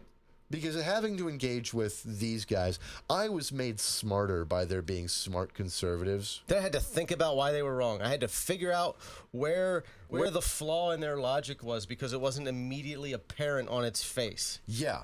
Like, I had to come at them with facts and figures as they were coming at me with their statements and their facts and their figures. Like, I had to be smart to fight them. I had to be able to fact check them. Yeah. And I miss that because I had to be able to know when to fact check them, like, because there's a pattern to, like, when people will feed you bullshit they're making up. right? You got to be able to, like, spot the pattern, and it's different for every opponent. Yeah. Because they all have, like, different, like, internal biases that they don't even know about. But modern conservatism has made me dumber because my opponents are that low quality. Yeah, like, Right. it's not even fun. No. Like, I mean, I do it, but it's not fun anymore. Yeah, like It's not entertaining anymore. every It's- once in a while when I make one of them lose their fucking shit, I get a chuckle out of it. Yeah, But I mean- it's like dunking on special needs kids. Yeah. They're special needs kids with power and, like, racist parents. Like, you know, so, like, they're dumb and it feels genuinely bad to make fun of them because they're It doesn't feel fair. Right. It feels like you're being unfair. and also And even they when don't they're- get it yeah. or refuse to get it. It doesn't hit their fucking minds. It's like they don't the, feel shame. It's like the metaphorical pigeon shitting on the checkers board when you're trying to play chess, Yeah. and it declares it won because it shit on everything. That's That's where we're at. That is where we're at with these fucking monsters. And especially on These child raping monsters. especially in online spaces, like, so many of them aren't even real people anymore. Like, so many of it's just, like, mindless LLM driven bots Yeah. spouting the same, usually, like, grammatically incoherent bullshit where it's like the sentence structure doesn't even make sense and you're just like, well, those are all words. Right? They're not supposed to go in that order. They're not supposed to go in that order with no punctuation, especially. So, two more things to touch on with Israel. One, was it before last week that the guy in Vegas? I believe that was since last week. I can't remember. So, I think that was since last week. a computer guy who works for the Israeli government. Israeli cybersecurity expert, yeah. Yep. Like IDF cybersecurity like- expert. really close to the top chain of command. Like Yeah. communicates directly with Netanyahu kind of Yeah, guy. he's high up in the Yeah. in the system. He was in the U.S. At DEF CON in Vegas. and he got caught up in a sex trafficking sting. It was minors, right? Like it was a child sex trafficking sting, child pornography. Yeah. And this was like a long-term operation. right because they knew that some of these goons were that going to be at involved- DEF CON. That involved like multiple agencies at the state and federal level. Yeah. Like this was a coordinated effort between like Nevada State Police, Las Vegas Police, the FBI, Yeah. DHS. Like, this was a concerted, coordinated sting effort. Like that world, the pedophile world, right? The ones that are successful in getting away with it and not getting caught are generally nerds, Yeah, right? they know how to do it without getting caught. And so they're guys who work in cybersecurity or somewhere in that space, and they you'll probably find one or two or three prolific ones at an event like DEF CON, right? And so they ran a big sting. Guy gets arrested. Israeli government. Facing felony charges, mind you. Yeah. Like serious ones. Serious, like, decades in prison felony charges. For, again, child pornography. Yeah. That's the bad kind of pornography if you don't realize this already. Porn. Fine. Fun. It's fine. Some of it's great. Mm-hmm. Child porn. Bad. Bad. Like, Not good. I mean, Not okay. any porn that necessitates rape, bad. Right. And you can't make CP without that. It's Like, definitionally that. if consensual non-consent is your thing, do that with adults. Adults. So, child rape bad. Child porn necessitates child rape. Also bad. Also bad. This Israeli cybersecurity expert arrested, facing multiple felonies, and the United States let him go. The government leaned on state officials because they had him on state charges, Yeah, not it was just federal state ones, charges, yeah. like state charges. And so they leaned on him, and they let him go. He didn't even get here with a diplomatic passport. He was not No, he was covered under diplomatic immunity. He which was, still would have sucked, but yeah, at least that would have made sense. right. If he had diplomatic immunity, at least that would have made sense.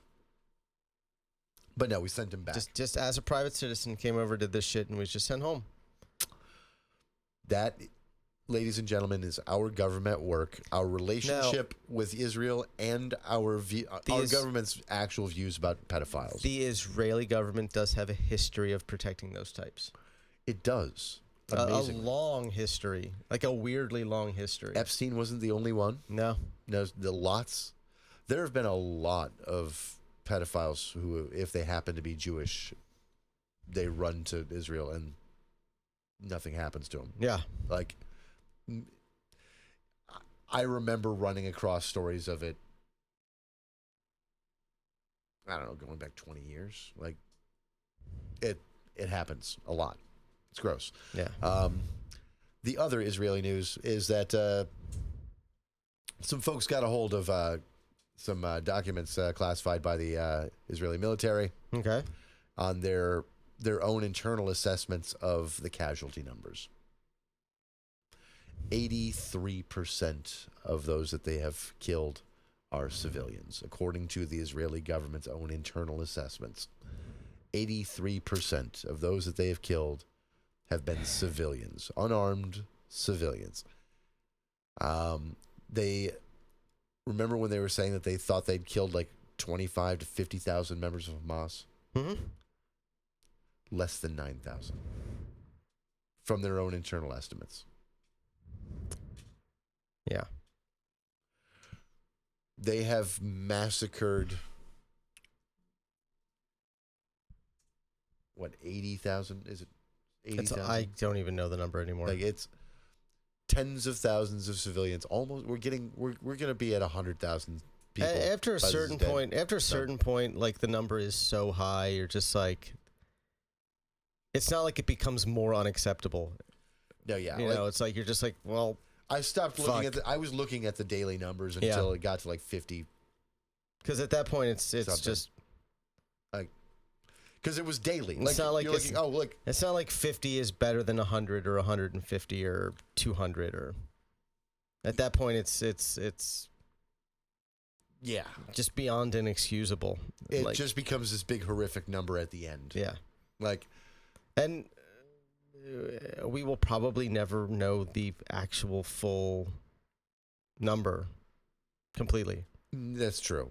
good news is this one is being so well covered that there's some visibility, right? And we do know, in the broadest terms, how many people were there. Yeah. And we'll know how many people are left. And we have pretty good estimates on who fled. Yeah, especially because we don't allow people out, Yeah. right? Like, so we know who's out. We certainly don't allow them to come here anymore. Oh, yeah, that's right. I forgot that one. Laura Loomer. Fuck Laura Loomer. We have stopped allowing Palestinians to enter the United States on a visa. For medical reasons. For medical reasons. Because Marco Rubio caved to Laura Loomer. Yeah. Like, I wonder when we're going to start, like, stopping the dual citizens from coming. Israel already does a pretty good job of, like, not allowing dual nationals who, like, are U.S. citizens who went to Palestine to visit family or do work, right? Of, like, delaying or keeping them from leaving or denying their exit, even though they're traveling on a U.S. passport. Yeah. Right? They do a pretty good job of doing that. Again, totally illegal. But I wonder when we're just going to say, you know what? Yeah, you dual nationals, you can't come either. Like, I bet it's going to happen. Like, I would put. I mean, money it's on it. almost guaranteed. So watch out for that. Do we have any good news? You got anything? The only good news I had was Dobson dying. Dobson dying. I mean, That makes me so happy. yeah. Like, Fair. it needed to happen several decades sooner, but I'll take it now. Especially when it's like the news breaks the same day Brent Hines from Mastodon was killed in a motorcycle accident overnight. Oh wow. I mean, he just left the band like a month ago. And it was kind of acrimonious, but like, yeah, motorcycle accident overnight. Apparently, the story I heard was that a BMW failed to yield through a turn.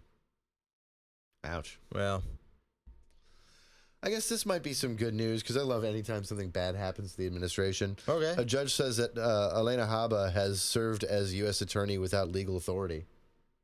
So they're hitting even on the active status, so that's good. Are we sure she's even an actual attorney?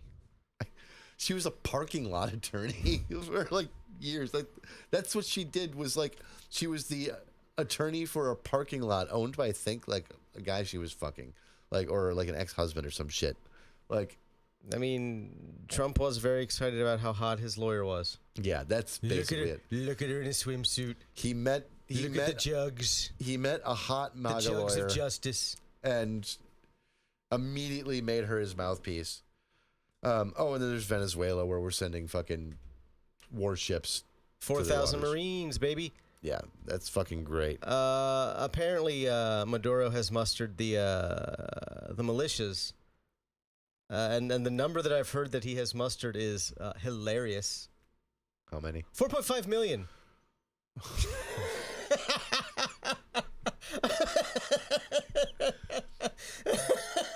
All right, so our warships will be fine, but those Marines, the Marines aren't going to have a good day. They're only going to be outnumbered like 100,000 to 1.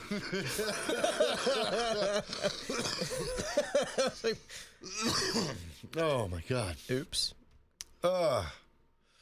So, yeah, let's close it out with our topic. Okay, yeah, I don't think we have some shit to talk, but I don't know that we'll talk shit for long. Yeah, Because, it's shit. it's Shitty shit. Shitty shit. I've hated this man for years, though. So Like- much. Like 20 years of hate. I remember, I used to have a TV show. The Dennis Prager show. I think it was on like, not Fox News, but it was like syndicated, and I think they showed it on like Fox affiliates. Yep. So let's talk Late at about night. it. Let's Yeah. introduce who he is for the audience. Den. Dennis Mark Prager I'm just reading his Wikipedia because fuck it, right? Is an American conservative radio talk show host and writer.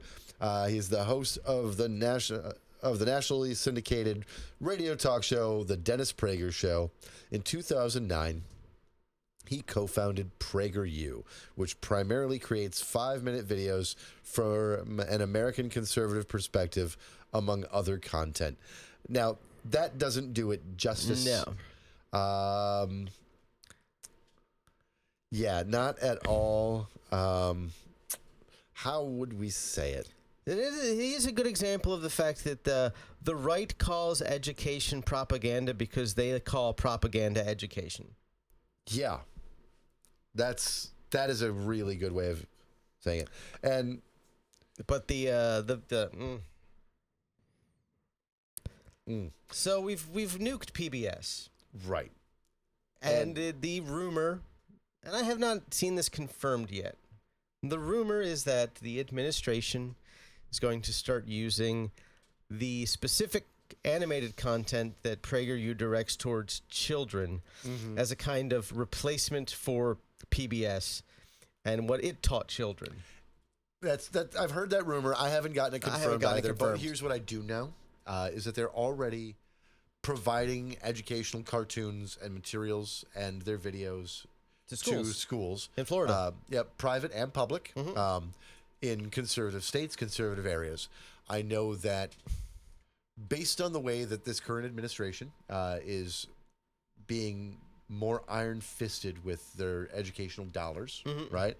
That what gets approved and what won't for classrooms will have wide lists of PragerU will be allowed to be given money, right? While PBS shows or other educational straight down the middle, be nice to each other. Your bullshit. Sesame Streets, it's not around anymore, but the late lamented 3-2-1 Contact. Yep. Reading Rainbow. Yep. Shit like that. Like shit that actually teaches kids things. And also teaches them empathy and American values in the actual, like, neutral but positive way like we used to. Yeah. Like, you know, the whole melting pot thing and all that, and be kind to your neighbor. Like, that we used to just teach children, that I grew up on with fucking Fred Rogers. I even remember when they slightly amended the melting pot to be more of a stew pot because you can taste everything. Yeah. And it's still in there, and it's part of a greater whole, but it's still distinguishable as itself. That was a great analogy, and it's true, because we got fucking... Don't you love your local Chinese and Mexican restaurants, right? Like, that's the stew pot of American, like, ethnic makeup and national identity from around the world. So we used to learn all that shit, and it was great, and Fred Rogers was amazing. And instead, we're going to see a rise of content from a guy named Dennis Prager and his outfit, which is called PragerU. An unaccredited YouTube channel that makes 5-minute shorts. Yes, and they do deep dives that are mostly lies. Sometimes, like, absurd lies.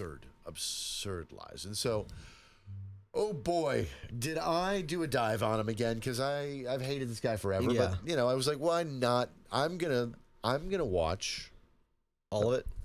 I watched as much as you can stomach. I watched about 4 hours worth of their content, all in. Now, the thing that's been blowing up on social media has been their animated short about Christopher Columbus. Yes. And I don't think it's their most egregious short, but I think it is illustrative of, like, what they do.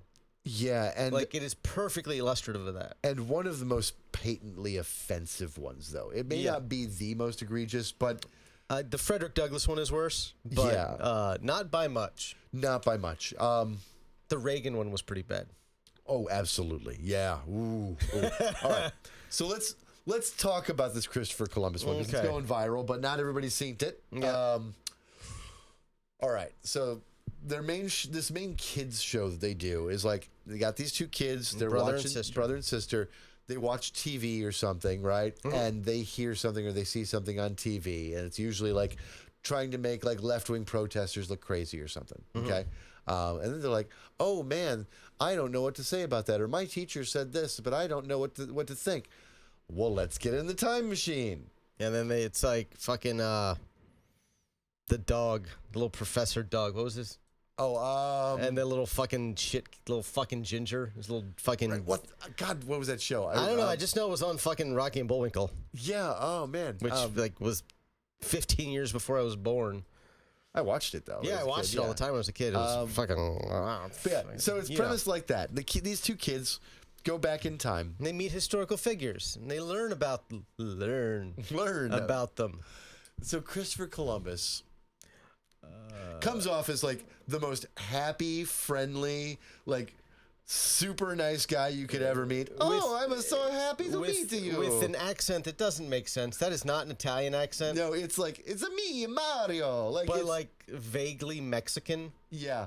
It's not Italian. It is an attempt at an Italian accent. It is not an Italian accent. No. But so they mentioned that slavery's been abolished in their time, and he's like, "Magnifico! This is so good. I'm It's so so- happy that you grew out of needing the slavery." I'm so happy that we finally learned." Like, one, He would not say that. never.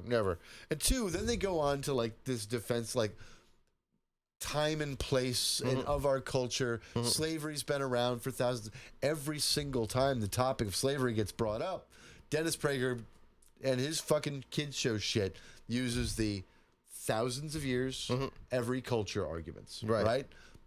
Every time. When there has never been anything like the transatlantic slave trade previous to the transatlantic slave. There had been slavery. There had been types of slavery. And there had been chattel slavery going back all the way to the Bible. But like genuine chattel slavery. Not that. Like the closest you can get to that Not is on when, an industrial scale. is when like conquering warlords like fucking the king of Persia back in the fucking day. Xerxes? Yeah, Xerxes, right. Like, yeah, what do you take whole fucking, nations as slaves, Yeah. right? Yeah. Like, yeah, that's the closest you'd get. But they weren't also chattel slavery. They didn't get bought and sold like that, to that degree. Yeah. Like, it wasn't what we saw there. Our slave trade was industrial. It was brutal. It was an economic model, right? That made a lot of people very rich. And it was turned into an economic necessity. Yes.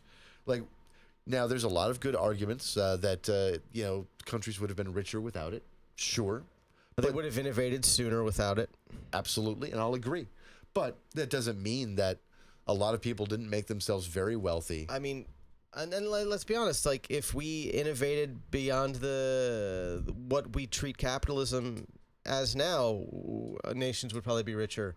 Yeah. And people would be better off. Like, that doesn't mean we're not doing it now, too, anyway. Like, right. But so he makes this, like, this dumb defense. Everybody's had slaves. And he goes on to say that he, like, had a positive relationship with the fucking Indian, like, the natives.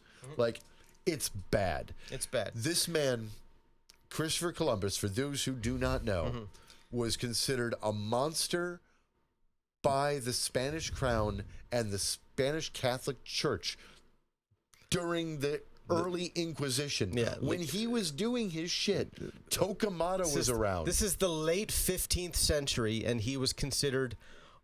His actions were considered unacceptable by the standards of the late 15th century. Yeah. 15th century. The late 15th century Spanish Empire. The worst. Right. At the time. The worst of they were known for being brutal. Even more brutal than the Brits at the time. They made the church uncomfortable. Right. And this is when the church was doing the Spanish Inquisition. Yeah. Right?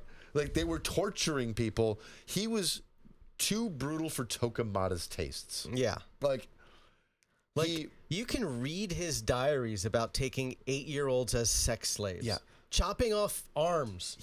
For fun. He and his close crewmen that he was tight with raped children and massacred and mutilated children. It was depravity for depravity's sake. Like, they were just engaging in every single sadistic whim that occurred to them as it occurred to them, just because they could get away with it. And they got their fucking jollies off on an unsuspecting population. It was like it's like the movie Salo. Oh God! Like, that's what it was. It was like, it was sadism for sadism's sake. And so they've got this video that completely whitewashes Christopher Columbus's history and talks about, and basically is trying to make him out to be this great man. And it creates perhaps the single greatest false dichotomy I've ever seen. It is better to be a slave than to be killed. Right. Like, you have a choice, and the only choice is slavery or death. And wouldn't you pick slavery, children? And here's the thing. I will never fault somebody for making individual decisions to keep themselves alive when forced to, right? Like, if I hold this knife to your throat right now, and I make you do something horrific, and you do it, so you survive so in the you moment. survive, I will forgive you, right? Yeah. Not me as the guy with the knife, but like morally, Like, I would forgive. You're doing what you have to get through the situation.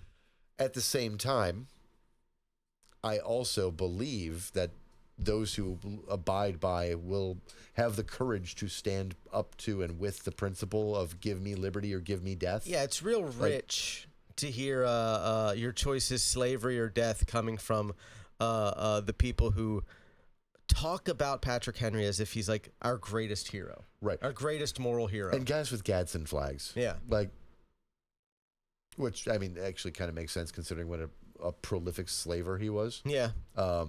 The don't tread on me guy. Mm-hmm. That Gadsden flag. I mean, you have to understand, it's don't tread on me. Yeah. He built and owned and took a cut off of the wharf. Actually, was that in Maryland? I think it was in Maryland. I believe so. The wharf where like half the Inner Harbor was a major hub. Yeah, major hub. Half of the Atlantic slave trade went through. Yeah. Like. Yeah, because or 40%. The other cities that had gargantuan ports were all in non-slave states. Yeah. Like New York, Philly. Yeah, and most of them didn't go down Boston. to like New Orleans had a huge slave auction trade, but a lot of it wasn't by like they weren't transatlantic. No, they were usually coming down the river. That's where the phrase being sold down the river originated. So they sent him down the river. So they brought him over over to the East Coast and fucking like Maryland area, send them down to the fucking Louisiana to be fucking sold at auction, in South Carolina. Yeah. But so he has this false dichotomy, and yes, I won't fault you for doing what you need to do to survive. If you decide to be a fucking obedient slave when enslaved, I get it. As a population, though, we have to choose. Yeah. Between liberty or death. And I choose liberty. Yeah. I choose liberty. No population should choose slavery. And because it's not a choice. It's not a choice. It's a choice that can only be coerced. Right. Like there's no. If you're given a choice between slavery or death, you're not being given a choice. Right. Like, sure, you always have an option. You can choose to die, but you don't really have your choices are not without coercion, without force. Doesn't make it a valid moral choice. It doesn't make you culpable for it. Yeah. But there would be no difference than saying, it would be like trying to say that, like, saying to someone, either you fuck me or I slit your throat isn't rape. Right. Like, that's unequivocal. Obviously insane. But to Dennis Prager, it is not so obvious. I mean, his videos about sexuality and abortion lean in that direction too. They do not seem to think women deserve to have rights. No, and he's said some things that are weirdly pro-incest. Yeah, and weirdly pro-rape. Yeah. The Frederick Douglass video. All right, the Frederick Douglass video is how I know ghosts aren't real. Because Frederick Douglass would have come back from the other side to murder this motherfucker for that one. Yeah. It's bad. Like, if you're a well-read historian or fan of history, you could make the argument that Frederick Douglass was less radical than people think, and he had a tendency of being a bit afraid of confrontation and the possible outcomes of a civil war. Right? Yeah. In his earlier writings, especially. Yeah. Right? But he was still a radical abolitionist. I mean, being an abolitionist was definitionally radical at the time. Right. Like, but this thing downplays his radical positions. It downplays the achievements of another famous abolitionist that he basically is like throwing under the bus, saying he's too radical for me, right? And the guy was a sitting fucking congressman, that he's talking about. But furthermore, it makes it out as if Frederick Douglass loved America and the American system as it was in his time.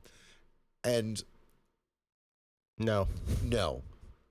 If you read anything he wrote. Yeah. No. It's particularly audacious because of the essay, What is the 4th of July to the Slave? It's not subtle. It is not subtle at all. Not a subtle piece of writing. It is. He wasn't trying to be delicate. Yeah, and he gave it as a speech. Yeah. Yeah, like what is the 4th of July to a slave? Yeah, what's the 4th of July to a slave? Oh my God, I really want to just before you watch this Prager fucking bullshit on Frederick Douglass, I encourage you to watch it though, just so you can fucking have your blood boil, right? It's important to know what they're saying. Yeah. But Knowing is half the battle. The text here. It's going to do a selected dramatic reading.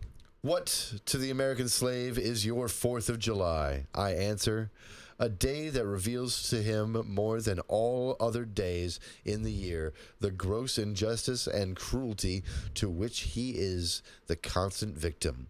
To him, your celebration is a sham, your boasted liberty an unholy license, your national greatness swelling vanity. Your sounds of rejoicing are empty and heartless. Your denunciations of tyrants brass-fronted impudence. Your shouts of liberty and equality, hollow mockery. Your prayers and hymns, your sermons and thanksgivings, with all your religious parade and solemnity, are to him mere bombast, fraud, deception, impiety, and hypocrisy, a thin veil to cover up crimes which would disgrace a nation of savages. There is not a nation on the earth guilty of practices more shocking and bloody than are the people of these United States at this very hour. Yeah, that sounds moderate. Yeah, that's the man who also, in this PragerU video, apparently made the slavery always existed everywhere and every culture's had slave, but American chattel slavery is real bad. That man. I also watched his videos on fucking Israel. They're not good. He sees the Israeli conflict as a holy conflict between Christendom and the Muslims, but also through the lens of everything Israel does is justified because it is our fortress in the Middle East to control and influence oil prices. They made a video about it. And they just talk about how energy prices are what's important and how their dominance, Israeli dominance in the region, is American dominance in the region. Cool. They're not wrong. It's just that... It's weird to be proud of it. They'll say it, and they say it in such a way as if it's a matter of fact. As if, well, of course... And it's a moral good. Right. And it's just obvious that this is a moral good. And these propagandists are trying to infiltrate every part of our society, and we can't keep letting them. We need to stand up. We need to say no. We need to fucking point out that these fucking videos they make are bullshit, and their content is garbage, and their quote-unquote senior fellows are fucking morons, right? Like, we need to fight it. I cannot allow this nonsense to be the thing that teaches the next generation of children. No, and read to your kids. Yeah. Read to your kids. Read to your kids because two things happen when you read to your kids. One, you're reading, so you learn something. Right. And two, your kids learn something from you and develop a love of reading so that they can then go learn things on their own. You're also bonding, spending quality time with your children. Quality time with your children because you can't, for the time being, trust the education system to teach them shit. No. And that is really disappointing because basically every single person working as a teacher in this country is like committed to the idea of teaching your kids shit. and they are largely prevented from doing so. Yeah. And I know teachers. I know a lot of teachers, and it's frustrating to watch them be frustrated the way that they generally are. Speaking of frustrating, one last thing, and why education is important. Caught a video of a guy who was in the Ohio State House asking Republicans as they walked by how long ago the dinosaurs roamed the earth. How bad was it? 2 of the 8 people he asked were willing to say millions of years ago. They couldn't tell you how many, which is kind of abysmal. Again, these people are over 40, right? Like, I remember, dinosaurs were everywhere when I was a kid. Right. Like, it was inescapable as a child to not just be crammed full of dino facts. Yeah. Paleontology was like really popular from like 1955 until like 2000. Yeah, it had a 50-year run. Like, where it was like, in terms of like common popular science, the only thing that was more popular was like the space race. Yeah. I mean, it's because, look, dinosaurs are cool. Dinosaurs are cool. They're both cool. We're learning so much because we finally figured out like the science of it, right? Like, you know what I mean? Like, it took off as a science. Paleontology has existed for a while, but it's a science. It's a process of building. And so, you start off with a science that's garbage. Like, oh yeah, well, I learned a thing, and look, and you fucking got dinosaurs all, like, your bones, you put them together all wrong with 3 different dinosaur bones, right? Like, look, there's my dinosaur. Like, right? But after fucking 20 years, you develop a science, right? And so all of our childhoods, it was a growing science. We were learning new stuff. I remember all the time. I remember when Jurassic Park was filming. And Jurassic Park played a huge role in this. Yes, it did. When Jurassic Park was filming, and they were talking about how Spielberg was talking about how the actual velociraptors in the real world were like a third of the size as they were depicted in the film. Right. But they scaled them up to make them more menacing for cinematic reasons. And while the film was being edited, they discovered Utah raptor. Yep, the Utah which was raptor. the size that the animals depicted in the movie were. Almost they were identical. They were these gargantuan fucking monsters Yep. with these 6-inch claws for disemboweling. I don't think that was found during the filming. I thought it was during the writing when Crichton was writing the story. The Somewhere Utah in there. raptor popped up. Yeah.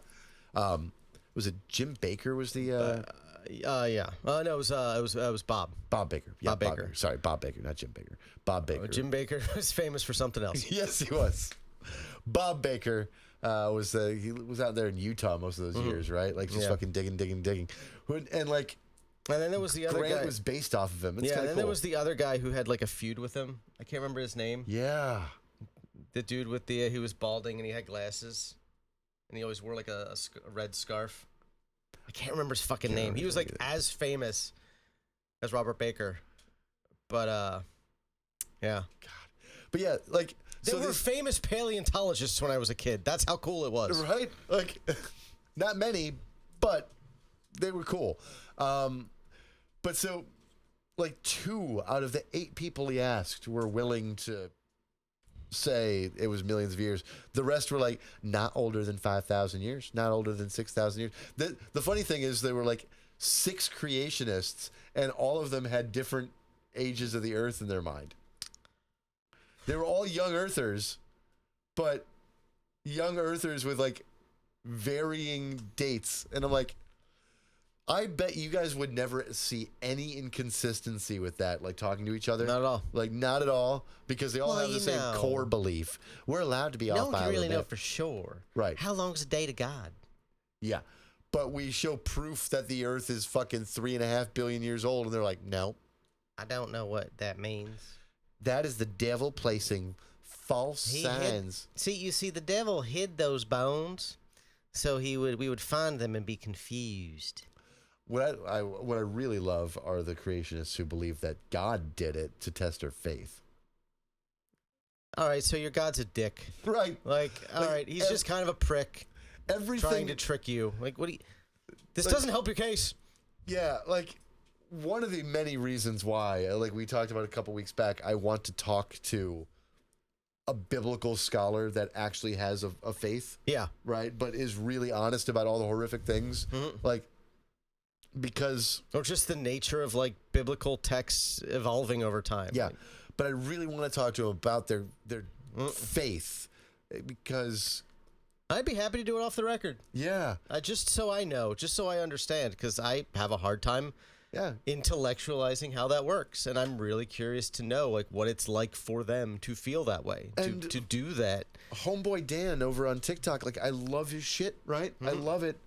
And he says so many of the right things, and I'm like, awesome. We agree on a lot of politics, on like a worldview, morals, ethics. We have so much in common. You're a believer. How? And you're a Mormon believer, Right. Like I'd say, I really want to understand him, Yeah. like as a person of faith. I want to come to an understanding of him as a person. I think that's a good thing. Yeah. Yeah. Clip this section out and put it on TikTok. All right. All right. We can do that. We can do that. We can do that. So yeah, because I want Dan, talk to us. We want to know. We here at the Grift love your content. It's great. But two, we just have these questions because we're not people who can feel faith. And I also understand why, as an academic, he's reluctant to publicly talk about that kind of thing. Oh yeah, we're not calling you out. No. No. Like that's, we get it. Like for my like interest, I want to get to know you as a human being and try to learn. I think it would help me understand other people of faith better. Yes. The ones that don't suck. I know. Yeah. I understand the ones who suck. The ones who suck, I get think they're them. I get them. I know why they suck. But the ones who don't suck like you, I know that we don't intellectual understand. and moral consistency are not in their repertoire. Yeah.